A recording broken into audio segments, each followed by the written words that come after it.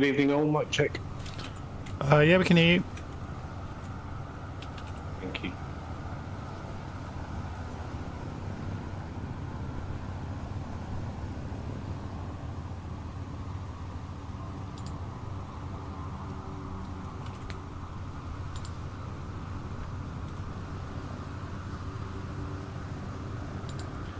Good evening all. Evening.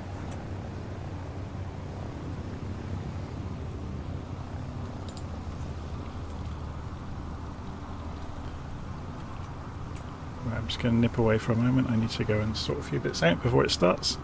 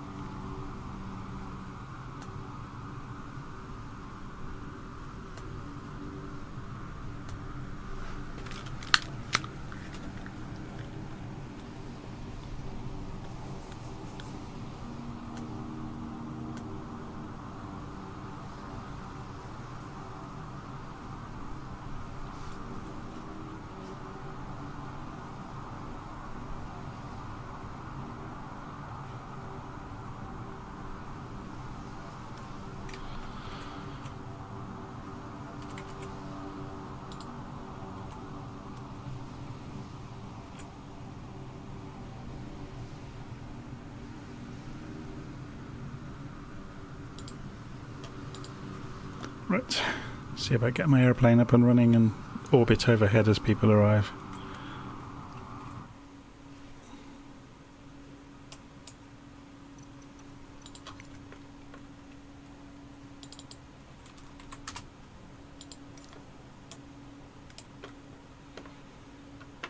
It's a beautiful evening for a flight.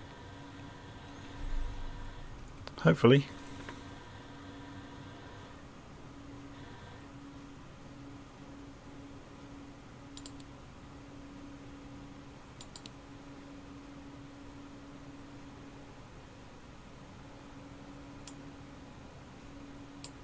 Anybody had a play around with times yet? What's looking good?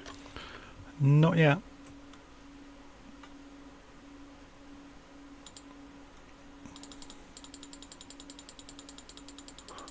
I will have a play.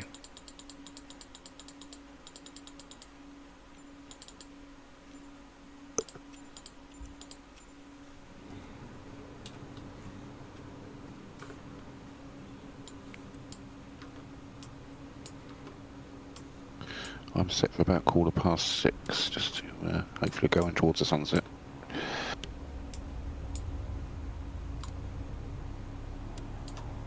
Yeah, okay, thank you. I'll have a little try.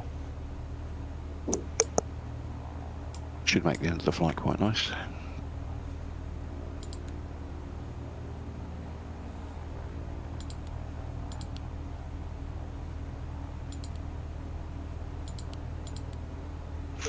Quarter past 6 UTC or...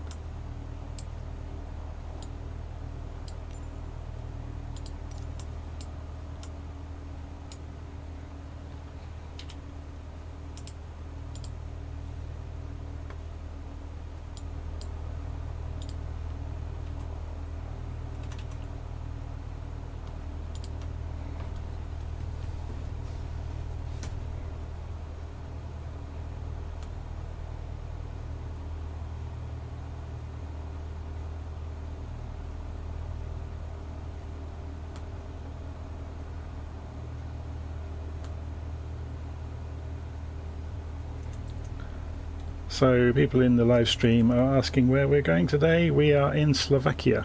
So we're starting off in Presov, then going all over the place. I'll read out some of the place names in a moment. I've got some phonetics written down to get the place names right, because it's they're not natural for English speakers to read them.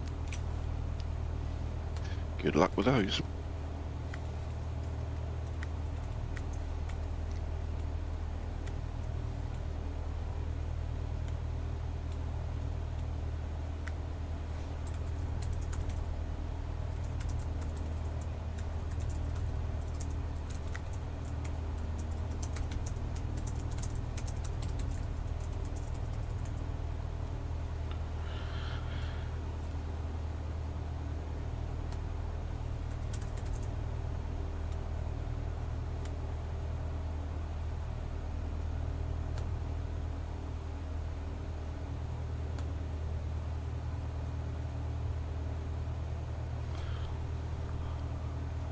Okay, so reading out the airfields we're going to visit tonight in order. We're going to Presov, then Ďačov, then Klčov, then Tatry, Jasna, Zilina, Tužina, and Trencin.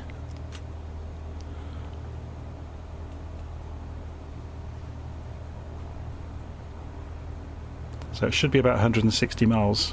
The entire route. We're going to do the 5-minute break at Jasna.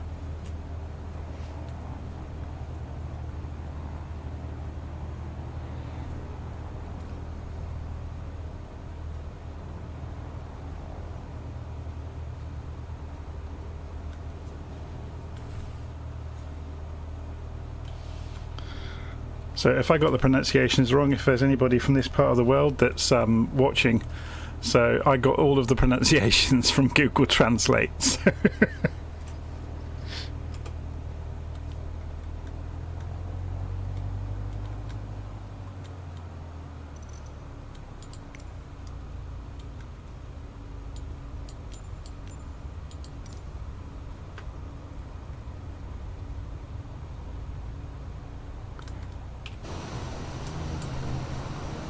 That's the wrong way. I've gone the wrong way.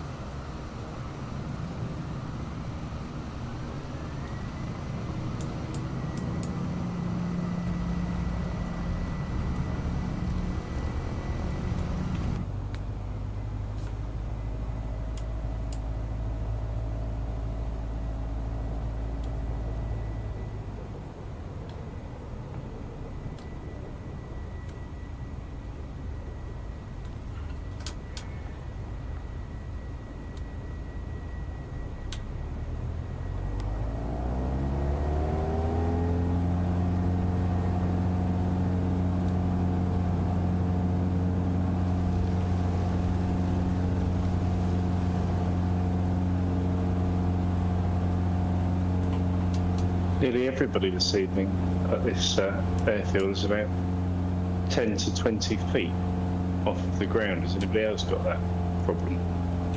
No. Normally, Short as well. had on airfield, isn't it? Have you got a add-on scenery? Nope. No add-on scenery for me. Sometimes I get one or two that might be floating in the air, but this evening it's nearly everybody. Varying heights. Shouldn't worry about it. Shouldn't worry, we won't be here long. 500.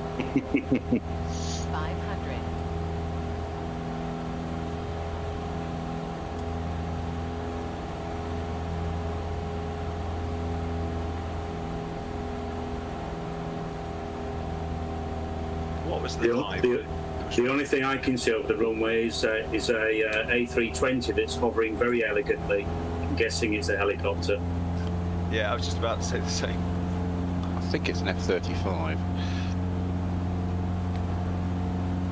You got the mic check, please? Yes, we can hear you.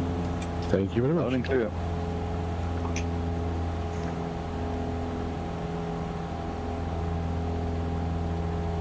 We've got about 15 minutes until we get cracking, so plenty of time for anybody to run off and grab a coffee or whatever they want to do. At my age, it'll be a wee.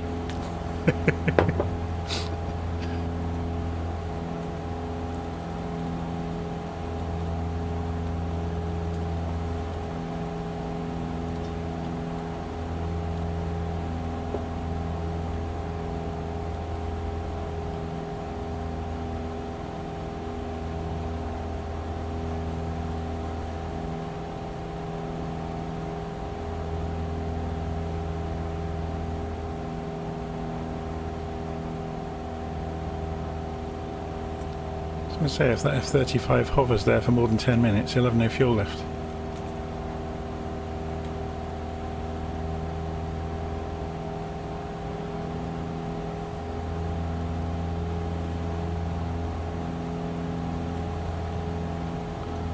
So someone's asking on the live stream why we use the Southeast Asia server. It's historic really. When FlightSim first started, there were thousands of people using all the servers. And if you joined anywhere that was even remotely busy, aeroplanes would, in your group, would appear and disappear randomly because the servers couldn't keep up. So we tended to use Southeast Asia because there weren't so many people using it. And that was the only reason. It sure helps a lot. Stable. Good evening. Evening. Good evening. Good evening.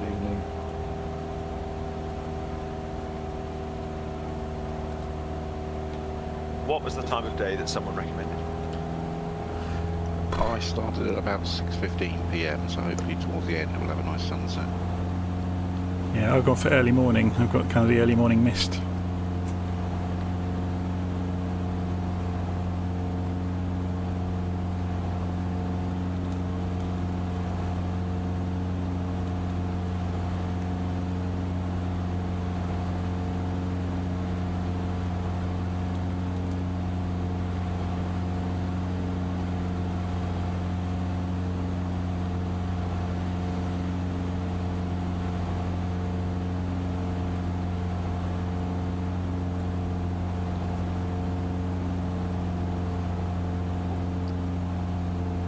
Good evening, everybody.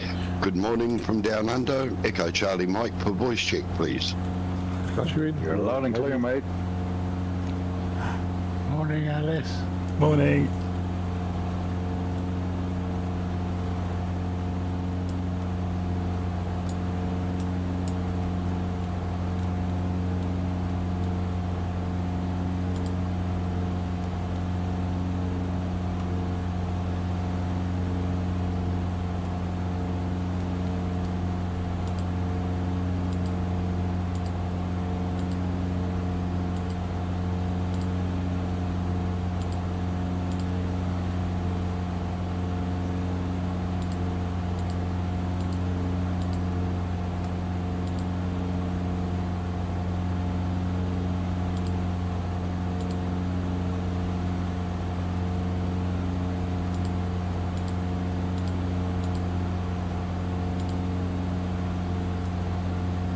Evening, Mike check Oscar Charlie Papa. Loud and clear. I see when I logged on, there's an update to the little nav map.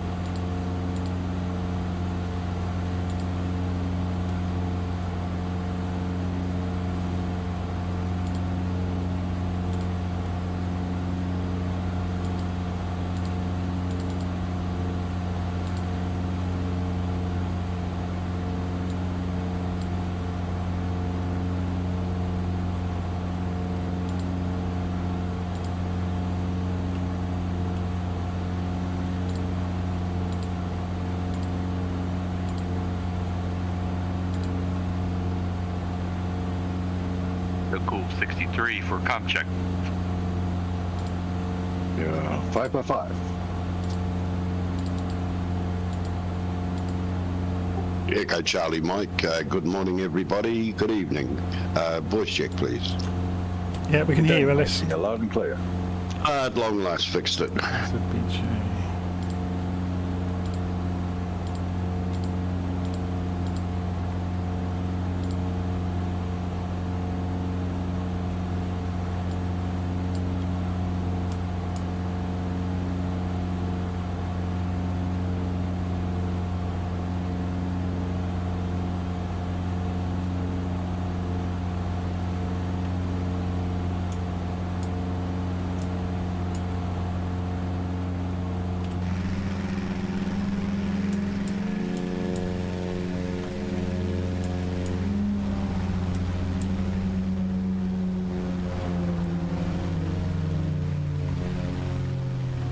Evening everyone, radio check please. Yes, we can hear you.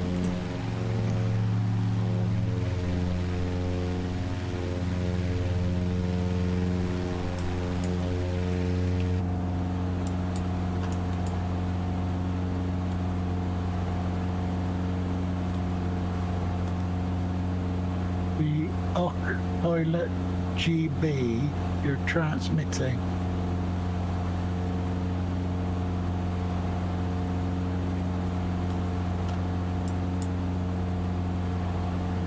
Not sure why, because I got pushed to talk and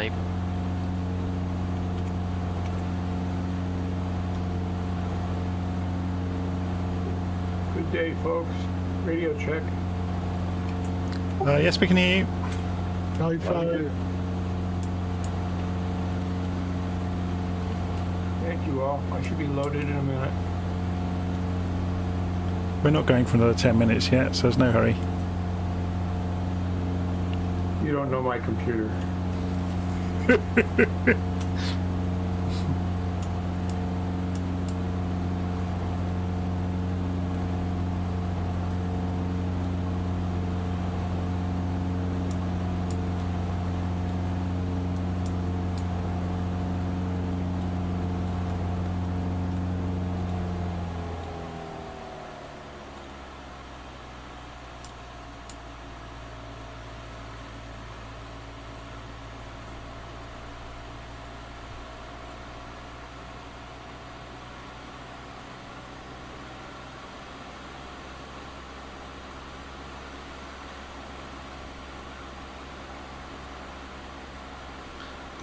So someone on the live stream's asking what I'm flying. It's the RV14. I use it on the live stream or the group flights typically because it's got very, very good visibility.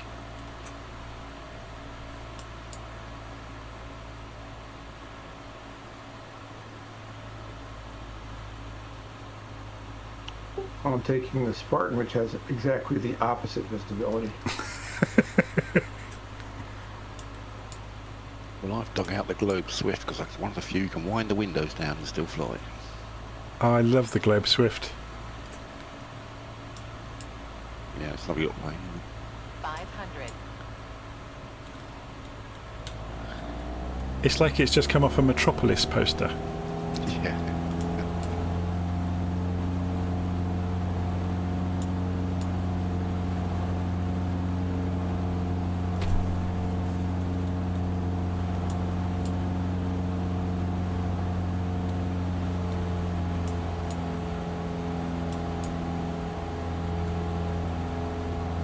saying that just made me wonder. I wonder if Superman ever flew in an airplane.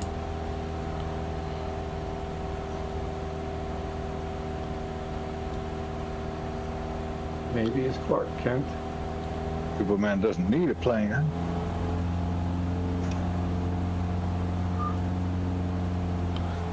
That's like saying I wonder if Spider-Man's scared of spiders.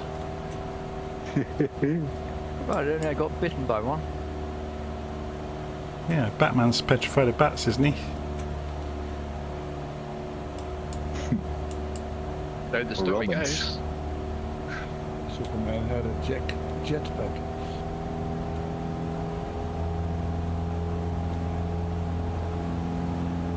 Good evening. Radio check. Good evening. Good evening. 555. Very, very loud. Thank you. A bit too loud, maybe.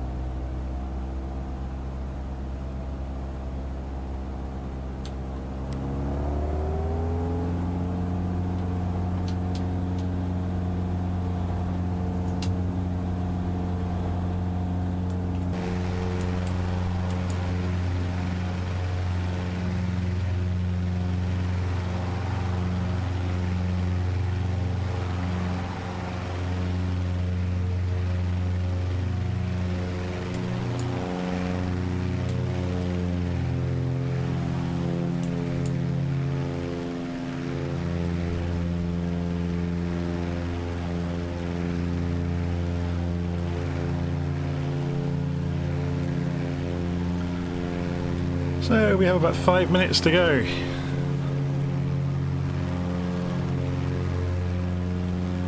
If I turn labels on, let's see how horrified we're going to be about how many people there are.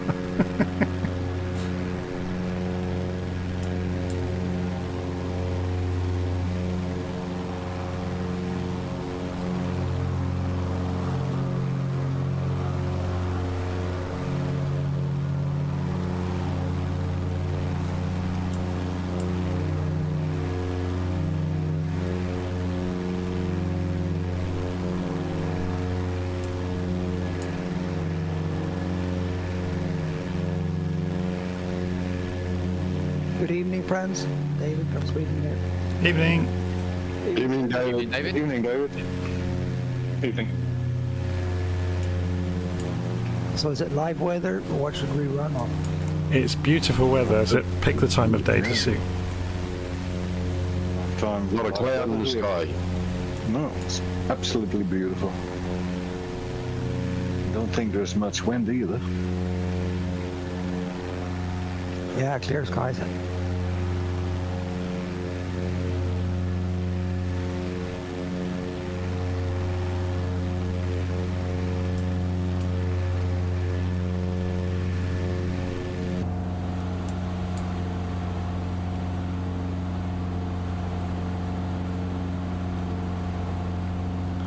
Okay, we're just coming up to the hour, so I'll do the usual talky bit at the start. So anybody that's not flown with us, welcome to the VirtualFlight.Online group flight for the week.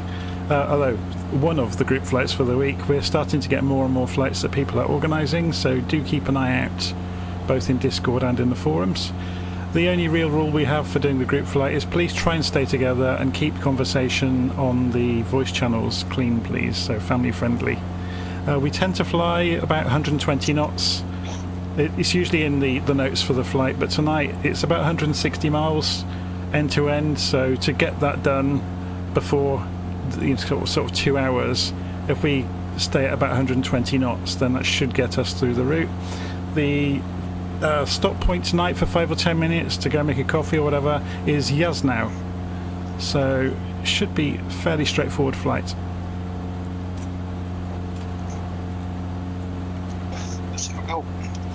Thank you. I've just checked the little nav map, and where I've been circling overhead, I've pretty much coloured the screen in.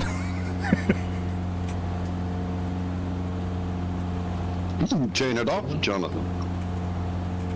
Yeah, it looks quite good though. It's like children's scribble. Have you got little ants all over your nav mat again? Yes. Good evening, all. Good Evening. Good evening. Good evening. Never underestimate the beauty of an adult's Etch-a-Sketch.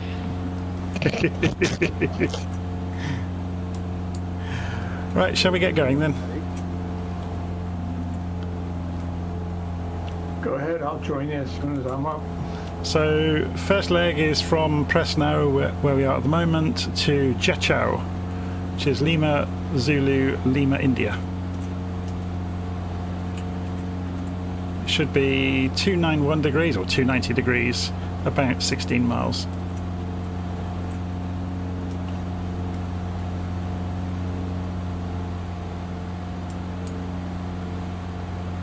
Wonderful to see all the aircraft taxiing around here.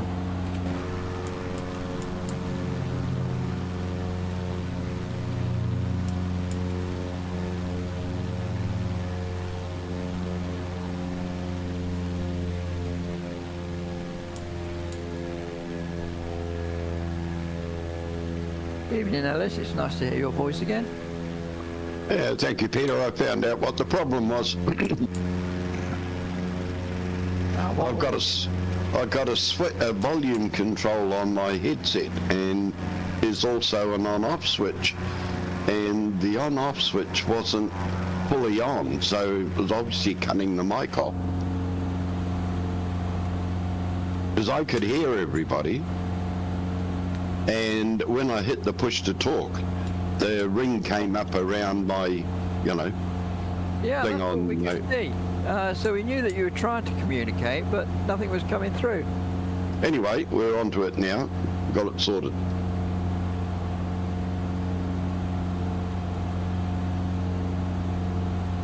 Good evening, everybody. This is Nikos. Good evening, Nikos. Evening. Good evening. Good evening.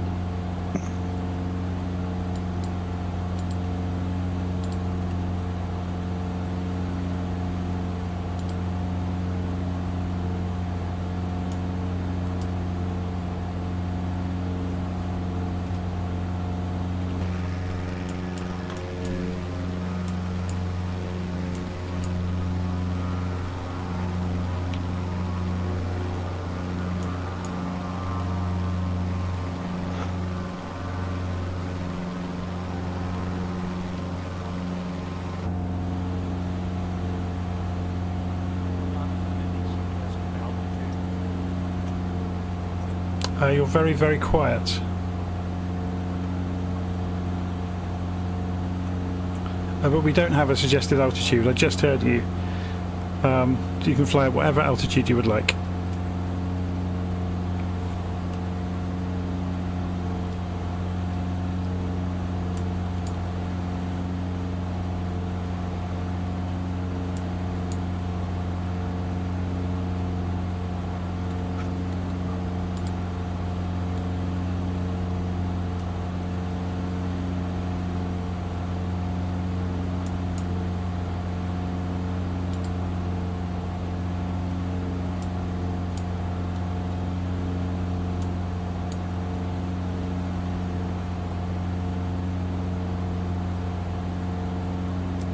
So Trevor on the live stream is asking again what I'm flying. It's the RV-14.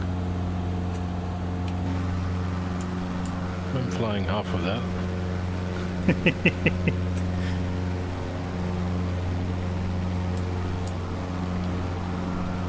I went for the freeware version.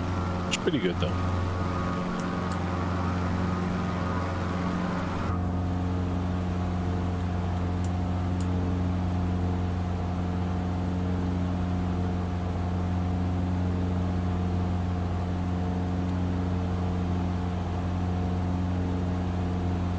flying live weather? Yep. I think so. I am. It's beautiful.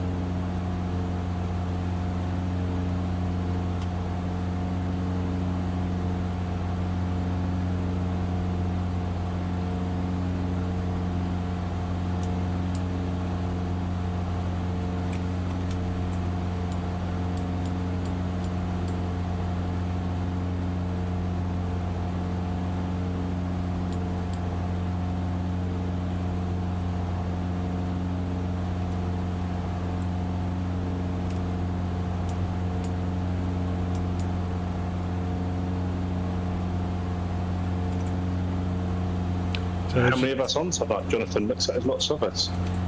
Yeah, it's difficult to tell.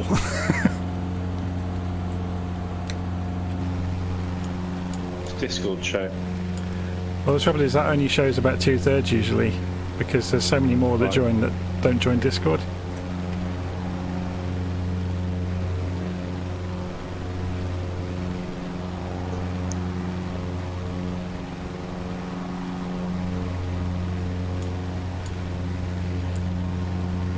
Yeah, So there's... Sorry, go on. It's all right, John. I was just going to say, are we going for 3-2? I was just going to say that myself to anybody. If 3-2's good, then that's fine. Look, Little Map says 3-2.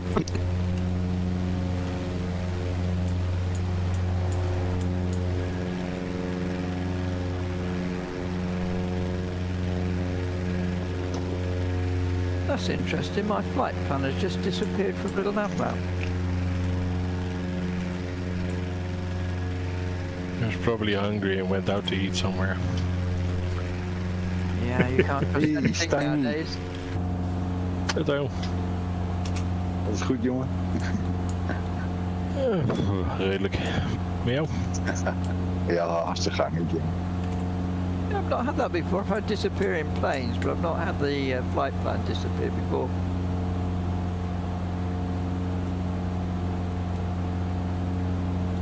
No, I never seen that before either.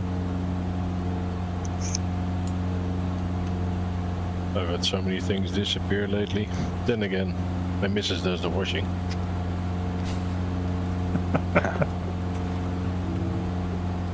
Can't be worse than me. I lost the drive last week. Ooh, that's not good.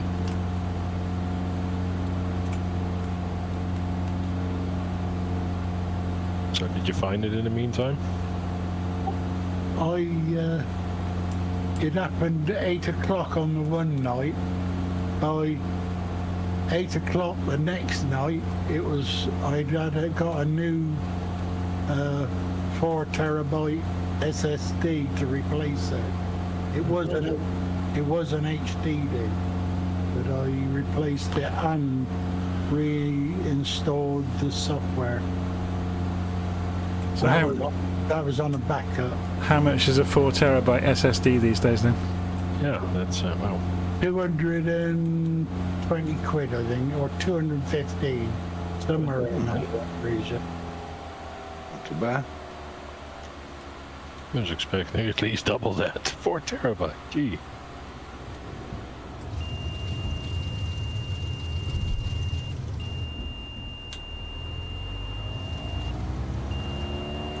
Okay, that was unexpected. I went to put the RV14 into a side slip and it did a snap roll. Ooh, nice. The freer one doesn't do that.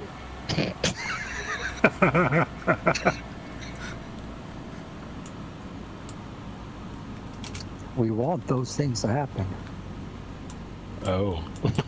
Yeah, just not on approach, hey? Yeah, that's right. Especially when you get a disconnect message, you know, just before touchdown. Yeah, right in your eye line. Yeah, that's right. It just happened to me.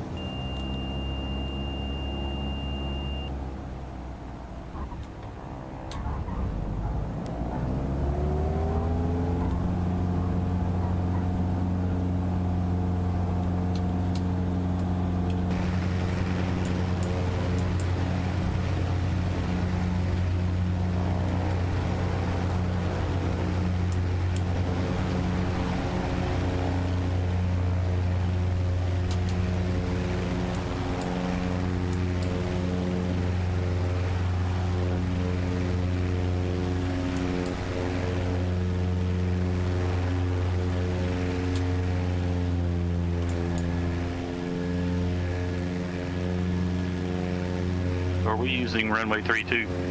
Yep. 32, roger.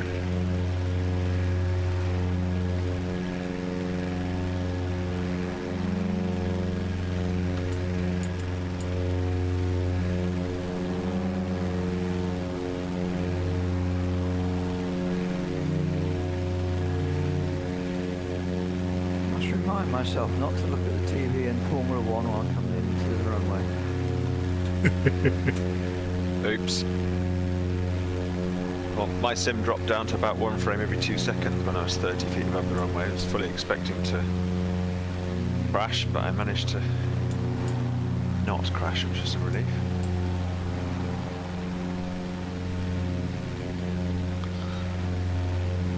So the next airfield is Klčov,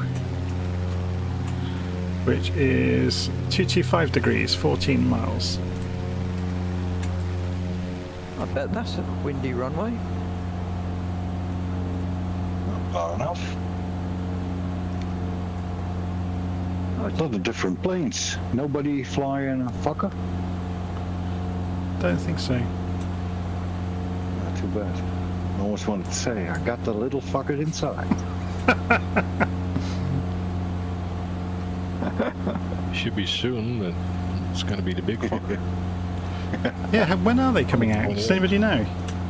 Not exactly. I'm hoping within the next 2 months. Because there's several, isn't there? There's is it most of the stuff? The 70? Is it? Is one of them that's coming out?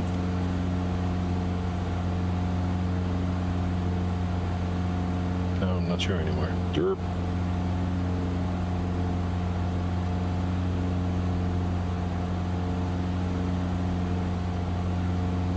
Well, at least there's rumors about it.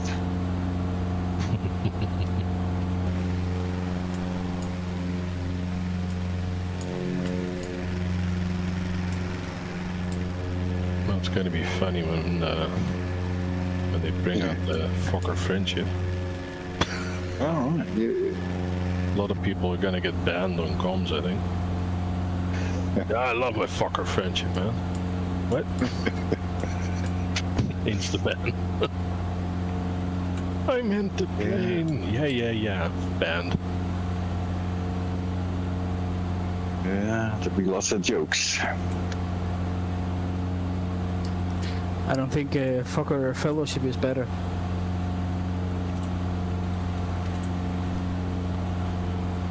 I'd love to see them all.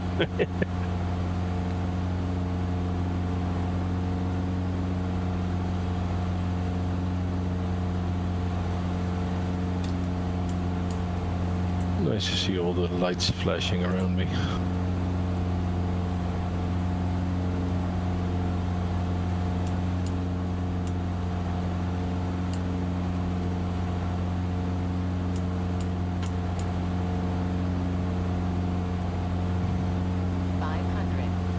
Which reminds me, screenshots.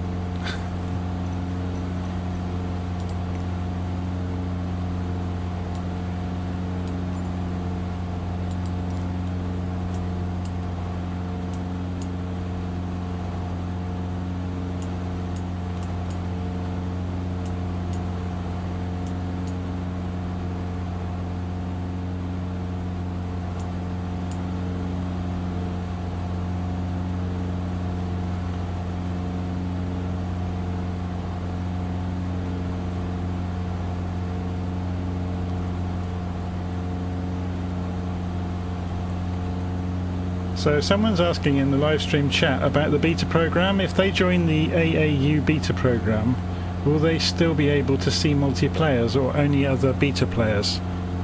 I don't think you can see other players nowadays. Okay. Beta. I'm not sure though. I'm on Xbox. Looks like runway 36. The next. Yeah, the avionics update looks like it's a pretty serious update, doesn't it? 500. I'm running the beta on that on Xbox and I can see multiplayer, so. There you go. Alright, okay. Oh, sweet. I know back around Sim Update 10, beta players could only see other beta players. Yep. Yeah, I think that behavior stopped a lot of people from actually installing the beta. Exactly. So they had to fix that one.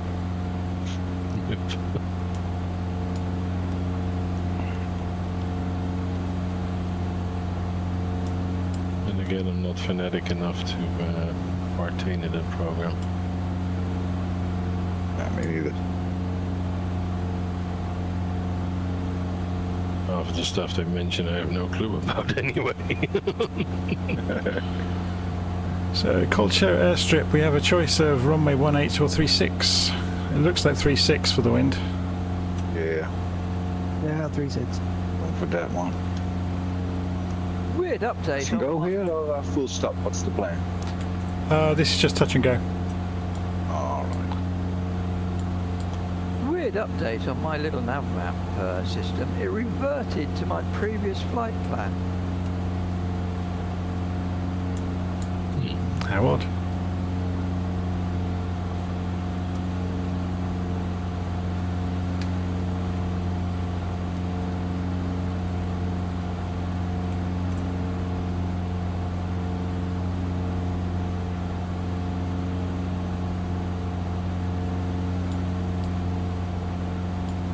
Maybe you pressed some kind of shortcut, so you went into a recent flight plan. Yes, I didn't think I did anything, but it has been acting rather strange this past couple of weeks, hasn't it? Or at least mine has. Oh, mine's been stable.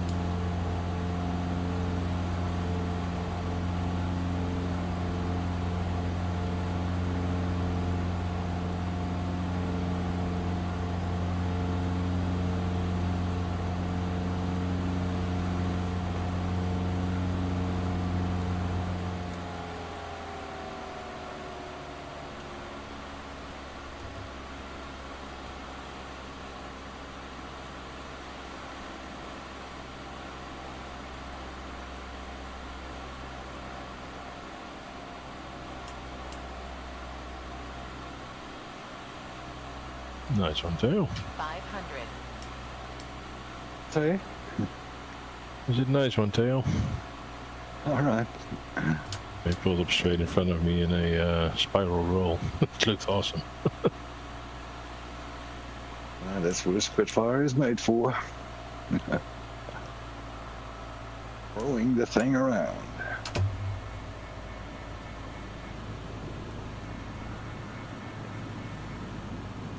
Still no update for it. Yeah, we're on Xbox, we always have to wait. We still can't fly on the bridges. It's a bummer.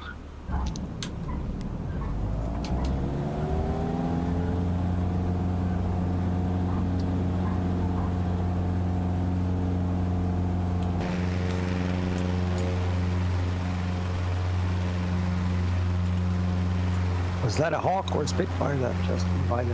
That was a Spit.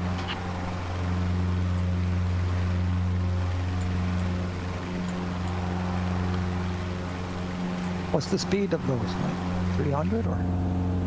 Wow. Cruises 260, 270. So next leg is 280 degrees.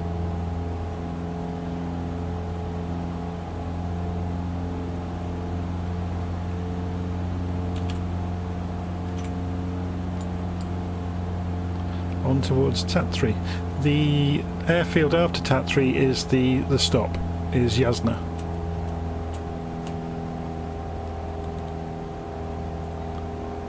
does, isn't it? So flying towards the sun at sunset is really, really lovely.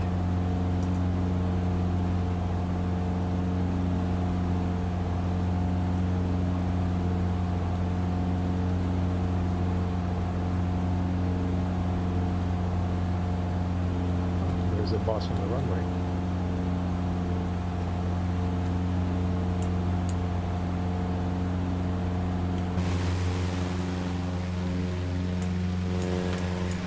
Yeah, nice in the sunset.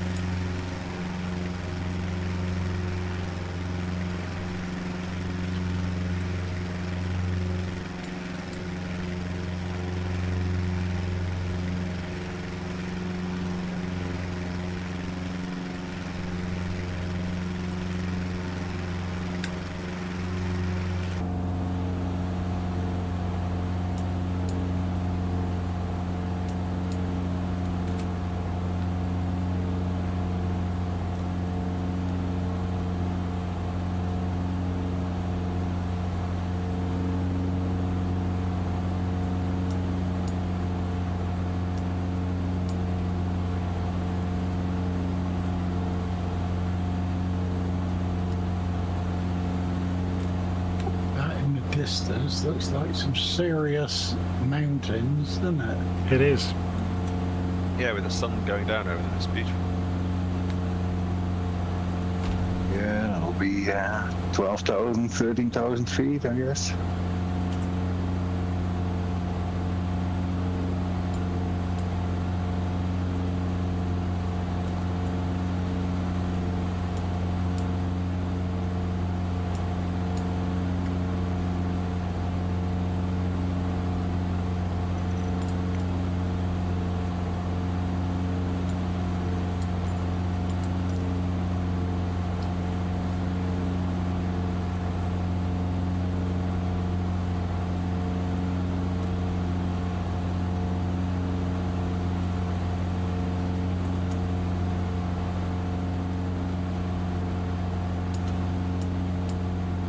Big national park south of us.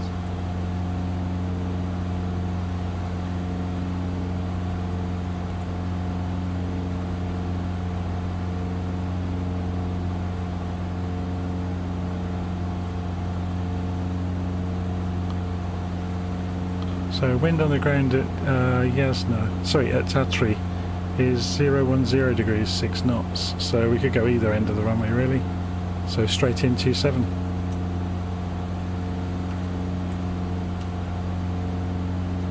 It is. Which also has an ILS for anyone who wants to use it. It does. So ILS is 110.10, 269 degrees. Alright.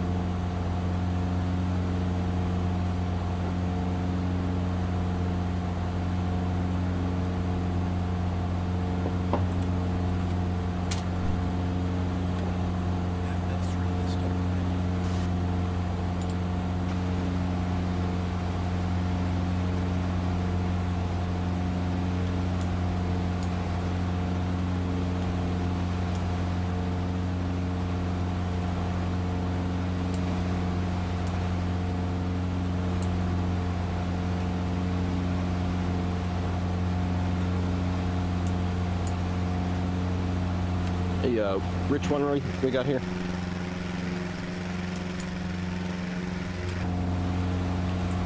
We can go straight in. You were asking which runway, yes? Yes. Yeah, 27. Gotcha. Should have a slight crosswind from the right side.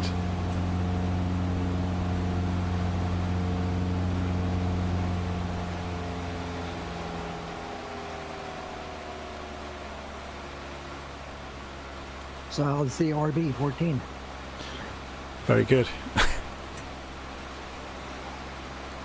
I had a look earlier today. If we hadn't been doing such a fast group flight, I had a play with the updated RANS 6S.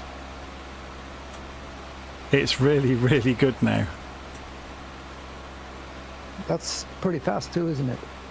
I'm not sure, but it's a tiny little ultralight aircraft.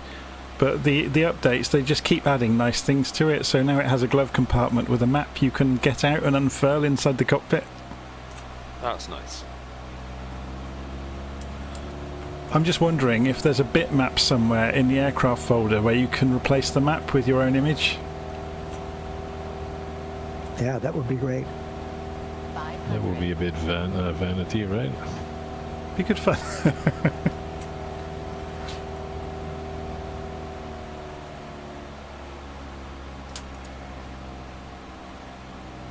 That was cruel. Would be funnier if you'd have a random face of one of your users here. You could go play a game, guess the map. Oh, sorry, guess the face. Those mountains look impressive off to the right, don't they? Certainly they do.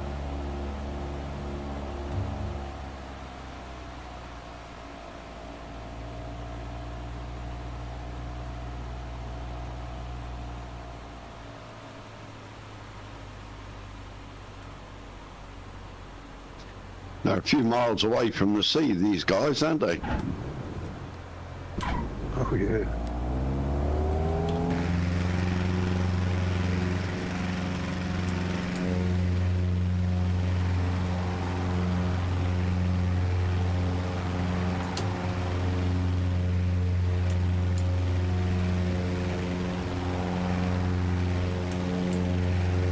With all the planes coming into land in front of me, it looks like I've got runway lights. I can't see the runway, Peter. I can't see the runway, Peter. There's too many name tags. You can switch them off if you have to assign a key for I know I can turn them off. Yeah. I've got a key down for it.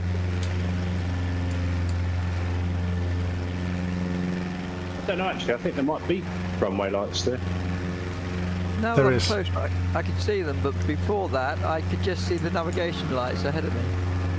Right. Yeah, you had a pathway all the way in.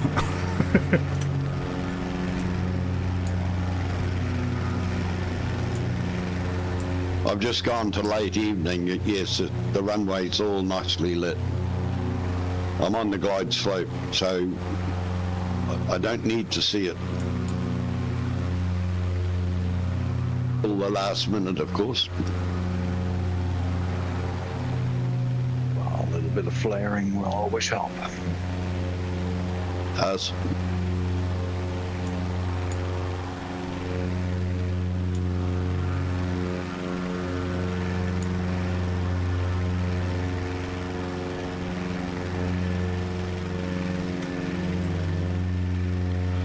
Okay, so next leg after this airfield is 260 degrees, 29 miles to Jasna, which is where we're having our break. all good.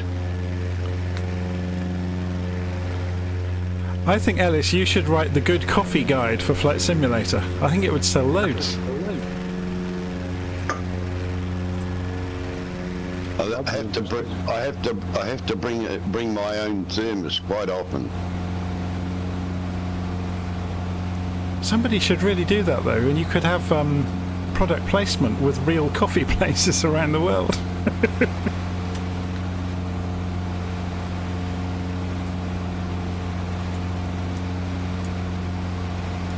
We make that beer places. Yeah, I quite surprised when I'm seeing golden arches of M everywhere.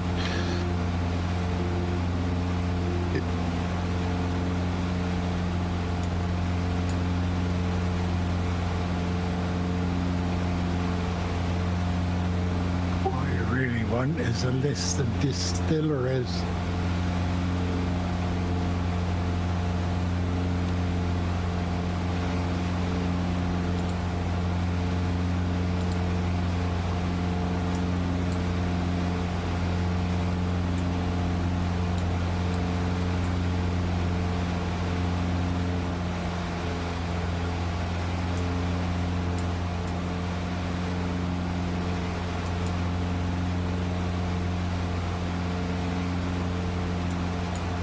I think we got the Beechcraft squadron bringing up the rear.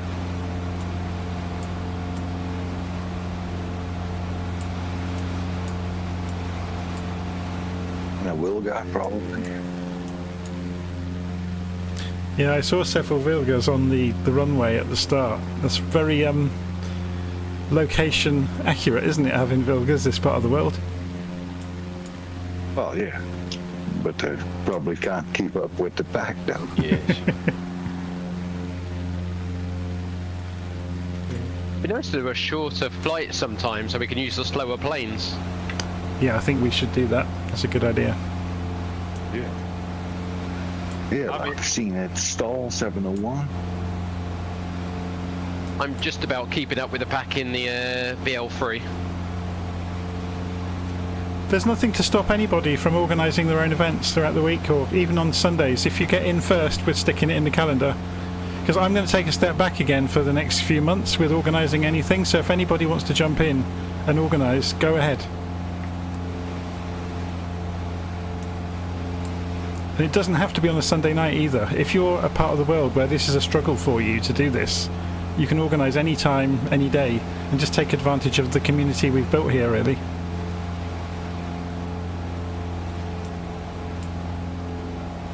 It's all right, Jonathan. I'm thinking of getting all you guys out of bed at 6 o'clock in the morning. No chance of that happening, mate. Well, I do it on a regular basis. What is it? It's 7:32 a.m. here. Oh my God, that's in the middle of the night, man. You're a fanatic. That's bloody dinner time. Just as long as it's a Saturday UK time, I'll be up for it. Yeah, I'd be up for a breakfast flight. What day suits you guys best? So Sunday. Saturday for me, which would probably be Sunday for you, or something like that. I don't know. It would be.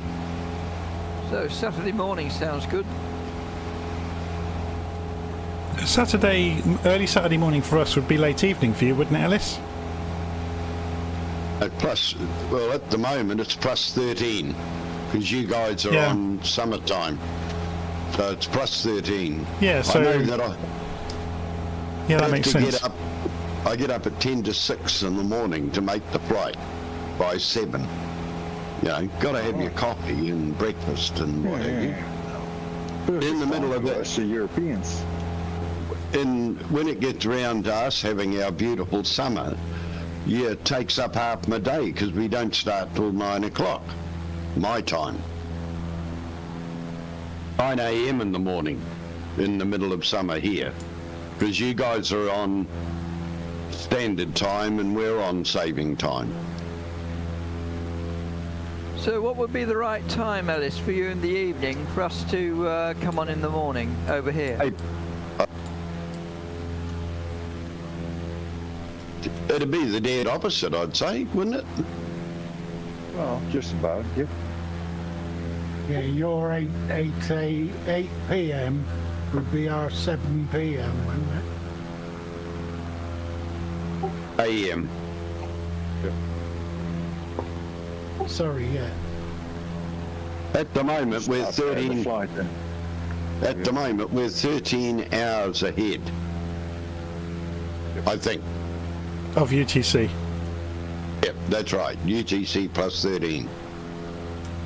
That's easy enough then. You start the flight at 8 in the morning, your time, it would be 9 in the evening for us. So yeah, sounds good to me. Yeah. What latitude? No, I was talking of having it in the evening here so that you buggers all have to get up in the morning. No. It's a terrible plan. Yeah, it would be like midnight my way. The day before or whatever.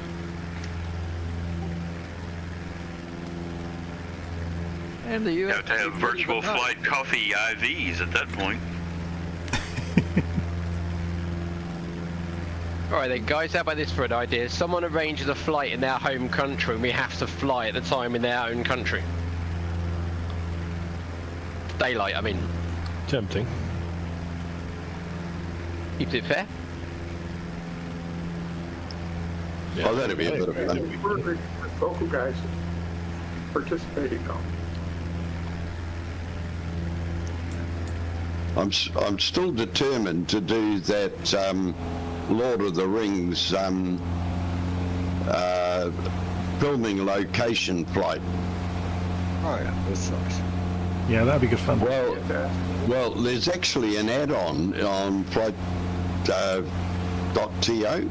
that puts all the sets into the sim. You know, so you actually yeah, it's really good. You actually see the film sets. It's quite I don't amazing. think it's out on the marketplace though. No, it's not. You've got to go to flightsim.to to get it. I'm putting it all together. I'll tell everybody where to go to get it.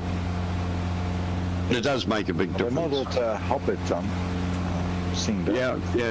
Yeah. Well, it's all that's there, yes. But the film side, no, spread all over the place. How many fly with that Australian group now? I haven't noticed them lately. Oh, we fly on Mondays, on Wednesdays, on Thursdays. They do a 4-day Aussie crawl thing, and they have an ATR program. So we could amalgamate a flight with them. well, I Blow got up Discord. Yes, I've had a look at it. I've it's not as well organised as this group. There's an accolade for you, Jonathan. I think Jonathan and I have flown a couple of times with Yeah, them. when the DC-6 first came out, we did a couple of flights with them. all right. It's pretty good organised most of the time. We also do a lot of Tiger Mud flying as well. Very good. Yeah, it's good fun. I'll be up for that, Tiger Moth. Oh yeah, I've got a second favorite plane. Windy, drafty, nasty thing. But what Yeah, okay. And the plane's not much better. But what a view, nice aerobatics, and it's just lovely. And I mean, it's study level, and well worth the money. It's cheap too. Give me a nice spam Cabernet Day.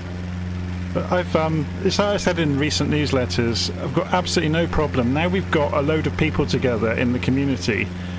It's up for everybody to take advantage of that, to organise flights all over the world, different times, different places, and invite people to go flying with you. Yep.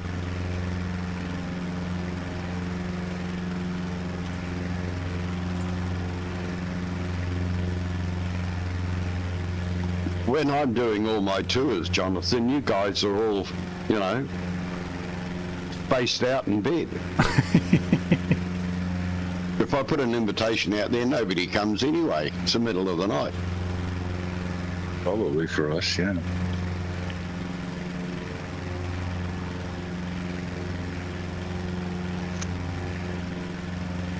But you never know until you try. If you plan to fly early enough in your time, more people will join. Oh, yeah.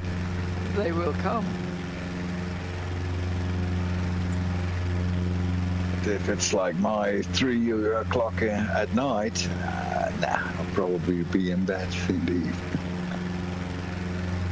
This scenery is absolutely gorgeous, isn't it? It is nicely done. Beautiful. So we're just approaching Jasna, so it'll be 5 or 10 minutes here to go and make a coffee. Oh. Which one way are we going for? Sheep on the wrong way. This area had a world update yet? I don't think so. I think it's coming soon, isn't it? This part of the world, isn't that the next? Yeah, I think it was next or progress. next but one. I think parts of Eastern Europe. Runway 26, folks. I think so. The sheep on the runway are to slow you down. So wind on the ground 040 degrees, 3 knots, so there's hardly any wind at all. I was going to say, shouldn't it be 08? Not for 3 knots, it's not worth bothering, is it? True. I can get to the coffee shop quicker. I remember Patrick saying one night on a Maya flight for the big jets, I think is it 8 knots is the crossover when they start to change their mind about which runway. Wow, that depends on the plane you're flying, I guess. Yeah, the plane and the controller. The Tiger module will always want to start into wind. Yep. There's oh, what's the Messerschmitt 108, the little trainer? That in the pilot operating handbook basically says if there's more than about 5 knots of crosswind, don't even think about it.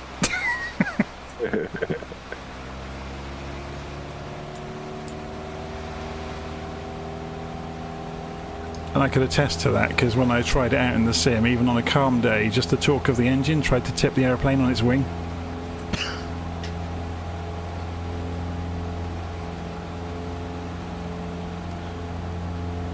It's one of the first planes in the sim where I've really felt it seemed realistic, where you were having to kind of dance on the controls just to go along the runway.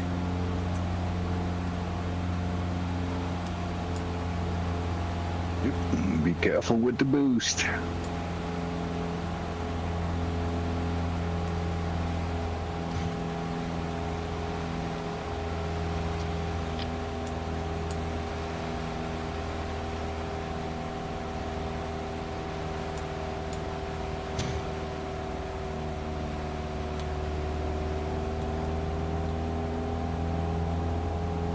Well, let's keep an eye on Jonathan as he does his twist rudder flip trick. Hopefully not. Yeah, that was. I thought I was going in earlier. It did that flick roll, and I thought, oh, this isn't going well at all.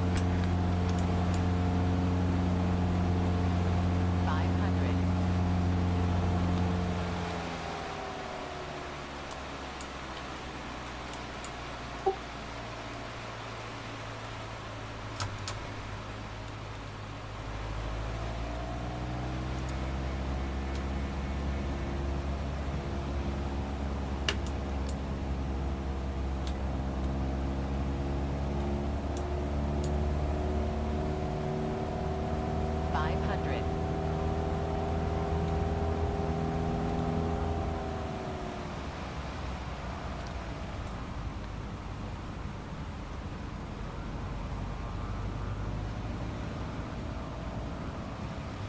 Hello, who's in a helicopter tonight? That will be Goggy Breath.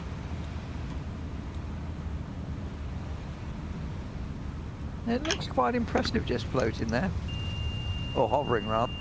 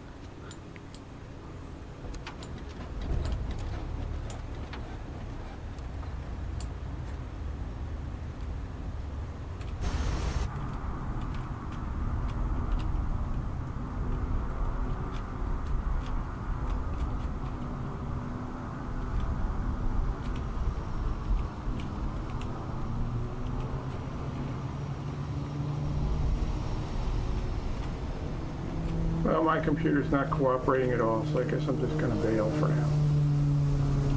Oh, okay. See you soon. Maybe do a reboot?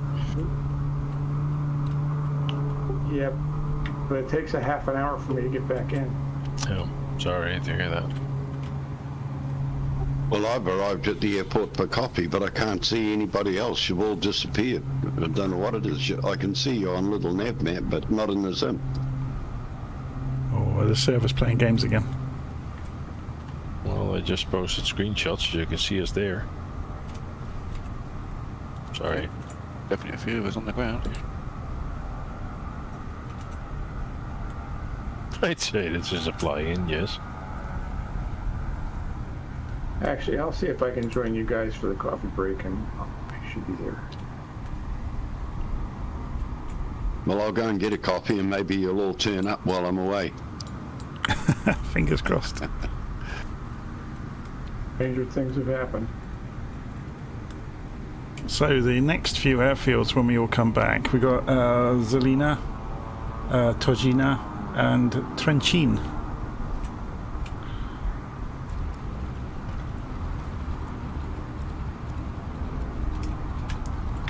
This part of the world is ripe for GA flying, isn't it? It's very good. Certainly is. This is also the area that Condor, the soaring simulator, goes around, I think. Isn't it Slovenia? I don't know.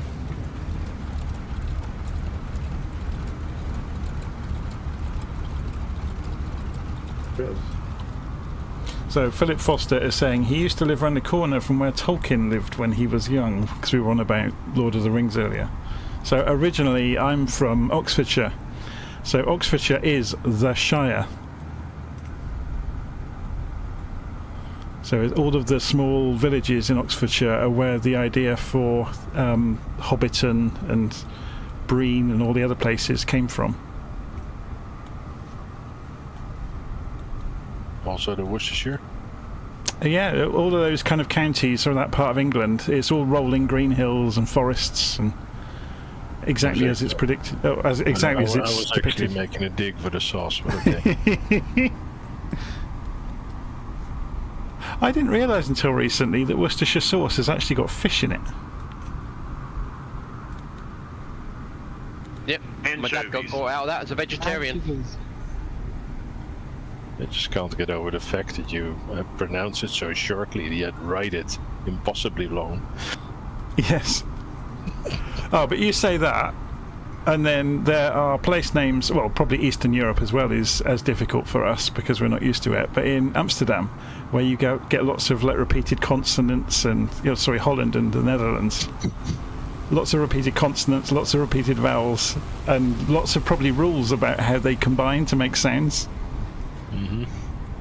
At least we're not making clicking noises. This is true. The only way I go. Oh, that was just my throat clearing, not actual Dutch talking.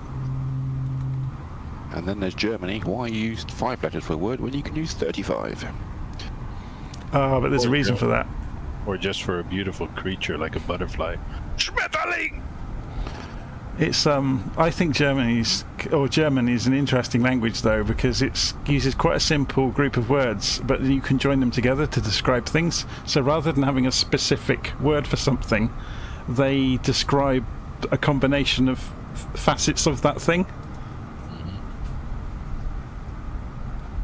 I think the best one I heard, one of my friends at college studied German, and he came in one day and he read this word out to us, and he said, "What do you think that is?" And it went on for like about 5-6 seconds, and it was Black Forest Gatto.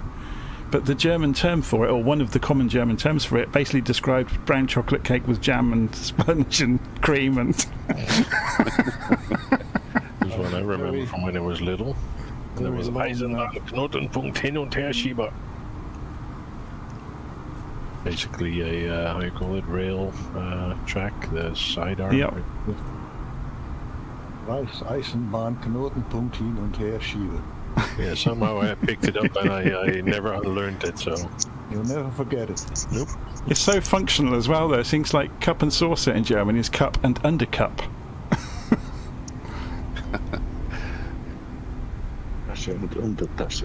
Exactly. Yes, been long since I spoke German. In Dutch, het is kop en schotel. Isn't it amazing, though, given that Europe, the countries are so close to each other, that the languages have diverted so far from each other?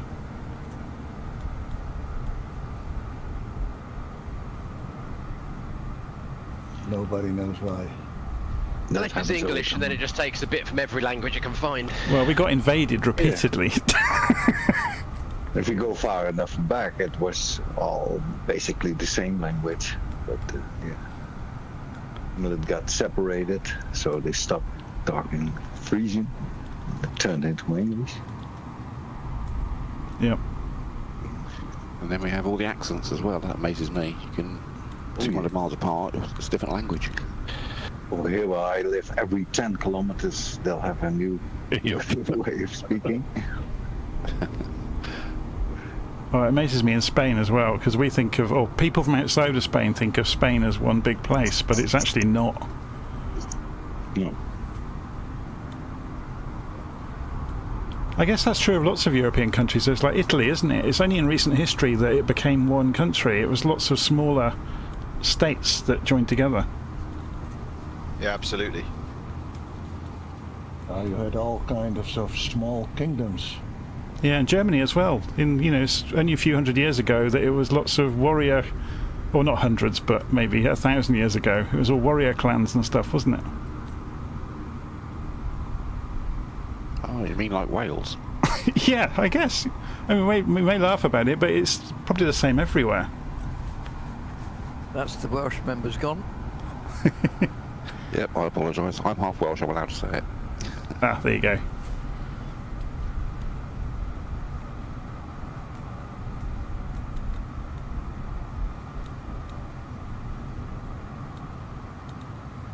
So what is it with Welsh and sheep? We don't talk about that. It's family friendly, remember? Sorry. No, but is it just because they have a lot of grassland or something? Yeah, it is, yeah. Many... Yeah. High mountain pastures and... Long lonely nights.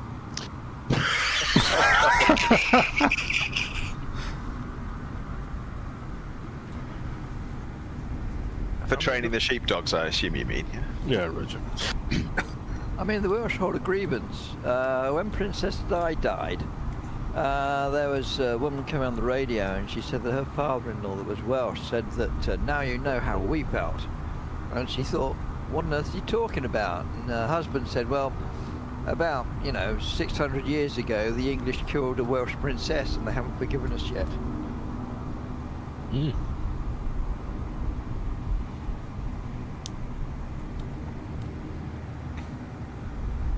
Yeah, we won't get going on hereditary monarchies and the pros and cons of them.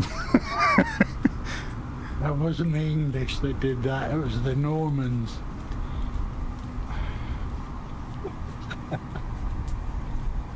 Well, that's most listeners now offended. Anyone else we can have a go at? Was that the Normans as in the Vikings or the Normans as in the French of Normandy? Well, the Normans come from Normandy, but they were Vikings. They were Viking lived in France.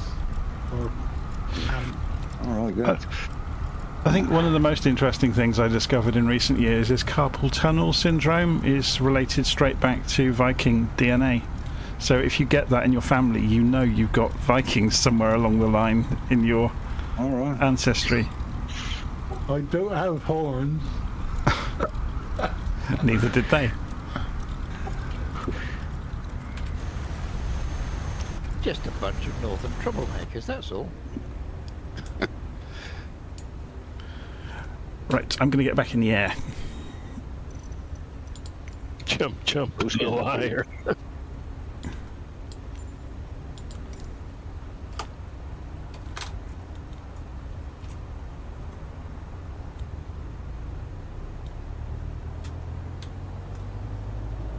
Just to keep you up to date on the trials and tribulations of my map details, I've now lost the flight plan off of my G1000.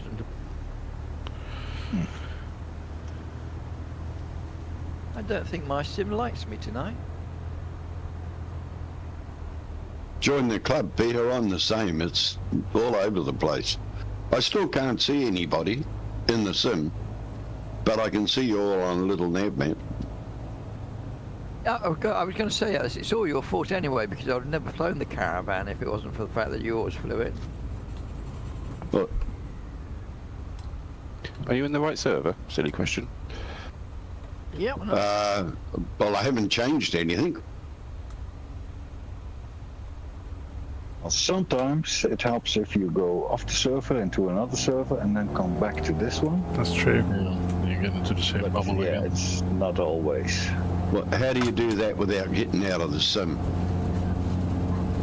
Just press escape. Hit escape in the top right.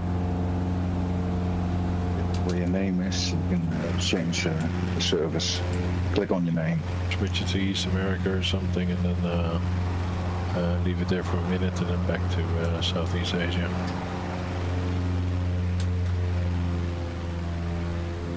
Here we go. And to get the spit airborne. You find it? That is our starting runway. Yeah, I found it, but it's saying I'm offline, so... Oh, if you're offline, you have to switch it off online again, and that's your problem. Yeah, maybe your scenery deteriorated also. You're offline. Yeah, the online, what's it called again? Online functionality might be off. What's his problem? Check the options.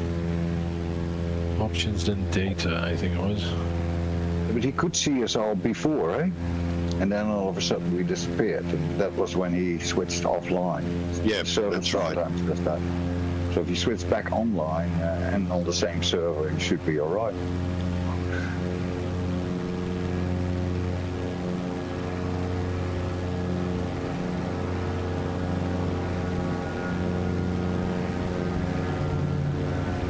It's absolutely crawling down there. Cool.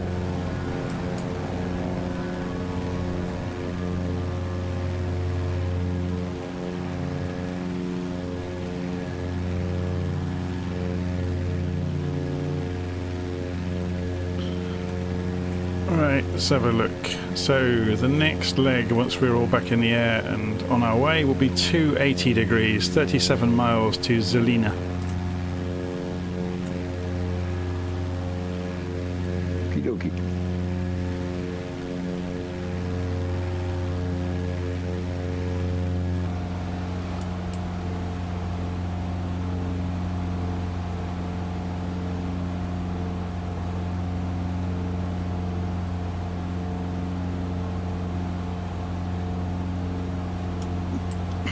I wish I had these directions last night when I was practicing DCS for the first time in I don't know how long. I'm like, yeah, the target's on the other side of the lake. What lake?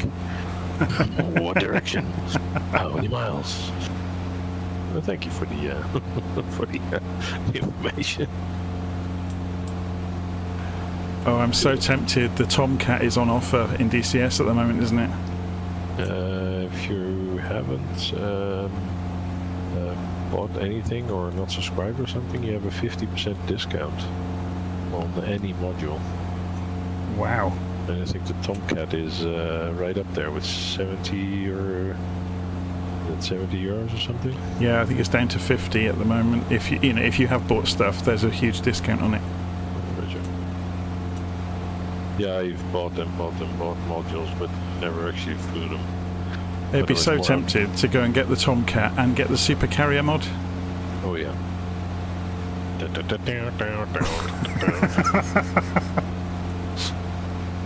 Yeah, I might lose some YouTube subscribers if I spend an hour just singing the Top Gun theme to myself as I do circuits around the carrier. Just make sure you have pilot glasses if you go live streaming with your face in the corner there. I just bought the Tomcat for this. It's very nice to fly. I've got something of a checkered history with that's the DC Designs Tomcat, isn't it? Yeah, yeah. Is it Dean Cataneo, isn't it? He had a bit of a run-in with me because I compared it. I had the temerity to compare it to the DCS Tomcat on a video on YouTube. And he basically completely and utterly lost his temper with me for even daring to say that the DC Designs Tomcat hadn't been flown by real naval aviators, and they'd said it was the best Tomcat they'd ever seen. And I mean, how could you be so insensitive? It was I think those developers that have reacted like that have learnt their lesson on the most part now, not to do that. If you actually have the Tomcat, then I would suggest the Tomcat improvement mod from FlightSim.to. It makes it way better. Okay. It's actually a joy to fly. Because the flight physics of the regular Tomcat are like... Ugh. It doesn't feel like a heavy aircraft as it should be. And the improvement mod... I don't know what exactly it's called. I don't think it's called improvement mod, but something like F-18 enhancement or something. But it's brilliant. I love it a lot now. My friend bought it and was like, yeah, you know what? Okay, I'll buy the Tomcat. And then I flew it and I was like, you really like this? Seriously? So yeah. You burst my bubble now. I thought I was like a Top Gun instructor the way I was flying it. Sorry, darling. I think the biggest... The Griffin the other day. That's a nice plane. I like that bad. Yeah, it is good. I think the biggest thing that I've found with the DCS Tomcat is the realization that the Tomcat existed before fly-by-wire. And you go flying it around, and yes, you've got hydraulics controlling the surfaces, but you're moving them. And it's all down to you. So you basically got 30 tons or 40 tons worth of fighter jet, which moves like a 30-ton fighter jet. Yeah, and that was the issue with the DC Designs thing. The default Tomcat for Flight Simulator. It just felt like it was too easy, too light. Like a microlight. Yeah. Oh, it's quite scary in DCS because you get the flyby view, which gives you much more impression of what's going on. And yeah, the Tomcat has got so much pitch authority. You can basically point the airplane 40 degrees off axis, and there's steam pouring off the wings, and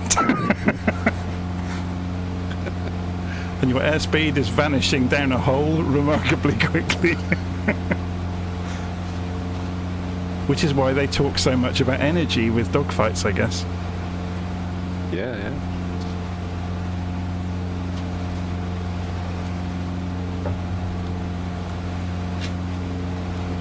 Yeah, this morning I've been watching Matt Wagner do the F-16 introduction of all the systems and that sort of stuff in the hopes that when I fly with those guys next time, that I'm actually able to do something with the systems instead of just drop dumb bombs. Yeah, someone in the live stream has just mentioned the F-15E has arrived in DCS and it looks amazing. Unfortunately, you probably need about 6 months of ground school to learn its systems. I actually saw that yesterday in the module shop. It was like, didn't we have that in the Flaming Cliffs 1? thing already back then? That was the F-15C, the fighter version. Oh, okay. One's for the Xbox players, the other one for the everyone else.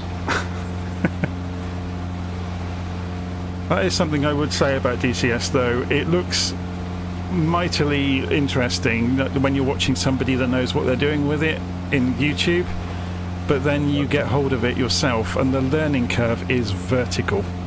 Yeah. Basically, like, oh, there's an enemy.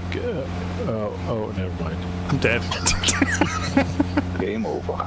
What's that sound? Bang! I'm dead. Yeah, the guys yesterday had a training mission, and I managed to take out one truck. I was like, yeah! But the Russians will probably fix it with a bit of duct tape and a couple of wooden beams, so it wasn't that big a victory, but. Yeah, I think everybody's had that moment with DCS where they've set up a training mission with a row of old school buses in the middle of a field somewhere.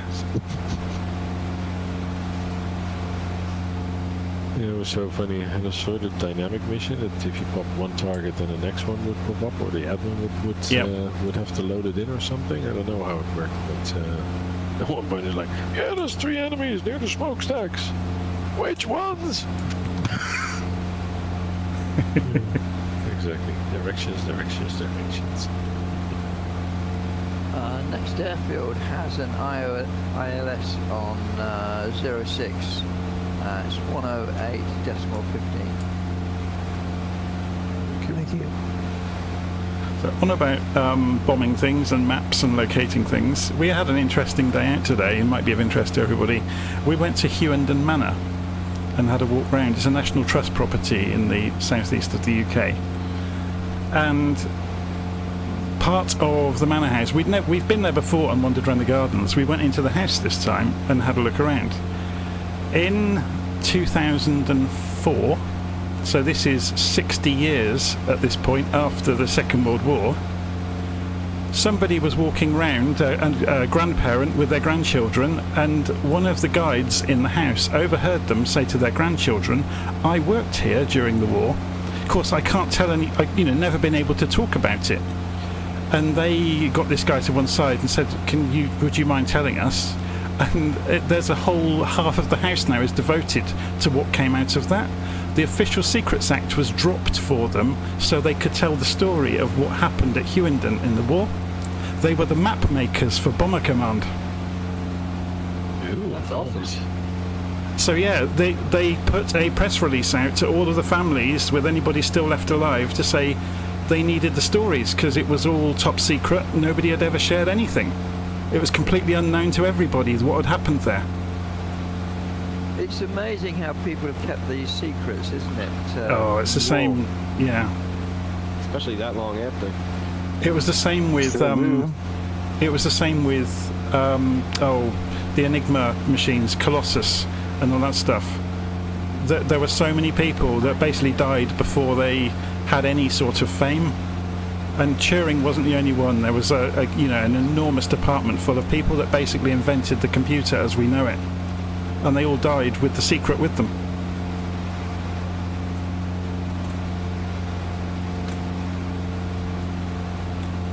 You can't imagine people nowadays keeping quiet, can you really? Somehow no. But yeah, it was really fascinating today to see how the various places around several counties of England had the reconnaissance photos came in from the Spitfires. They had, the fast Spitfires that took photos. And then they went over and intelligence was gathered on them, and then they drew up maps that could be seen under a red light in a cockpit. So they had specially made maps that were hand painted.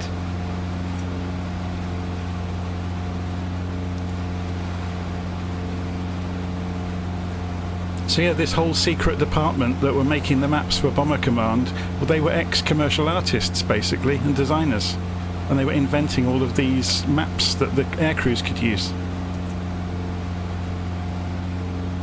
That is awesome. Wow.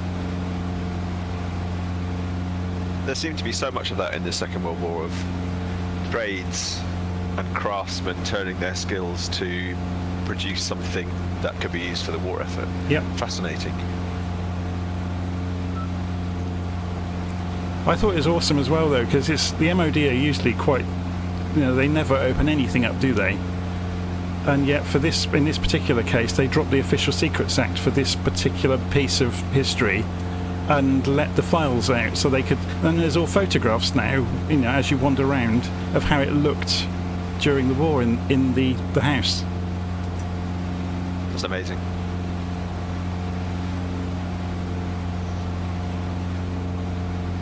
Apparently they used to take the maps they'd generated over to Bomber Command in a van at like 2 in the morning that was heavily disguised.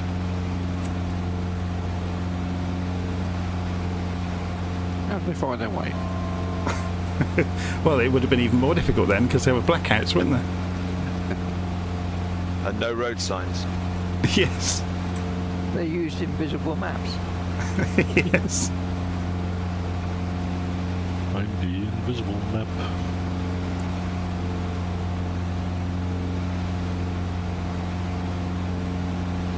But yeah, I'd love to go and visit Bletchley Park to go and see where the Colossus and various other machines were built. It's well worth a visit. Very good, yeah, I can recommend it. It's good.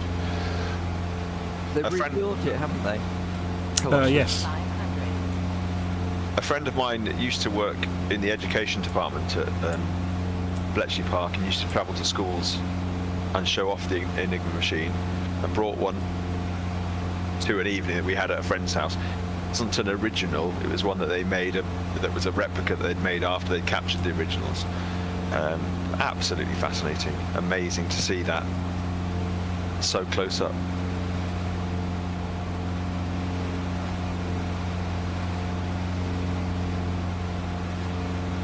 I read a book about the breaking of Enigma, or several books about it over the years, because I work as a software developer, so it's kind of in my kind of interest area. And yeah, it's fascinating that the leaps that were made, and they were all human leaps, there was nothing brute forced. Ways of hacking the code. Absolutely. I mean, the vulnerabilities in the human behaviour of the German radio operators, taking shortcuts, and they used that. Yep. They exploited that to find the code words for the day, and that gave them massive breakthroughs. So yeah, amazing. Anybody, without going into too much detail, what we're just on about there, with repeated use of the same terms, which shouldn't have happened, you could put the code in sequence onto pieces of paper and hole punch where the breaks were, as they called them, the repeated codes, and you could line up the holes, and that allowed you to start to pull apart the entire code.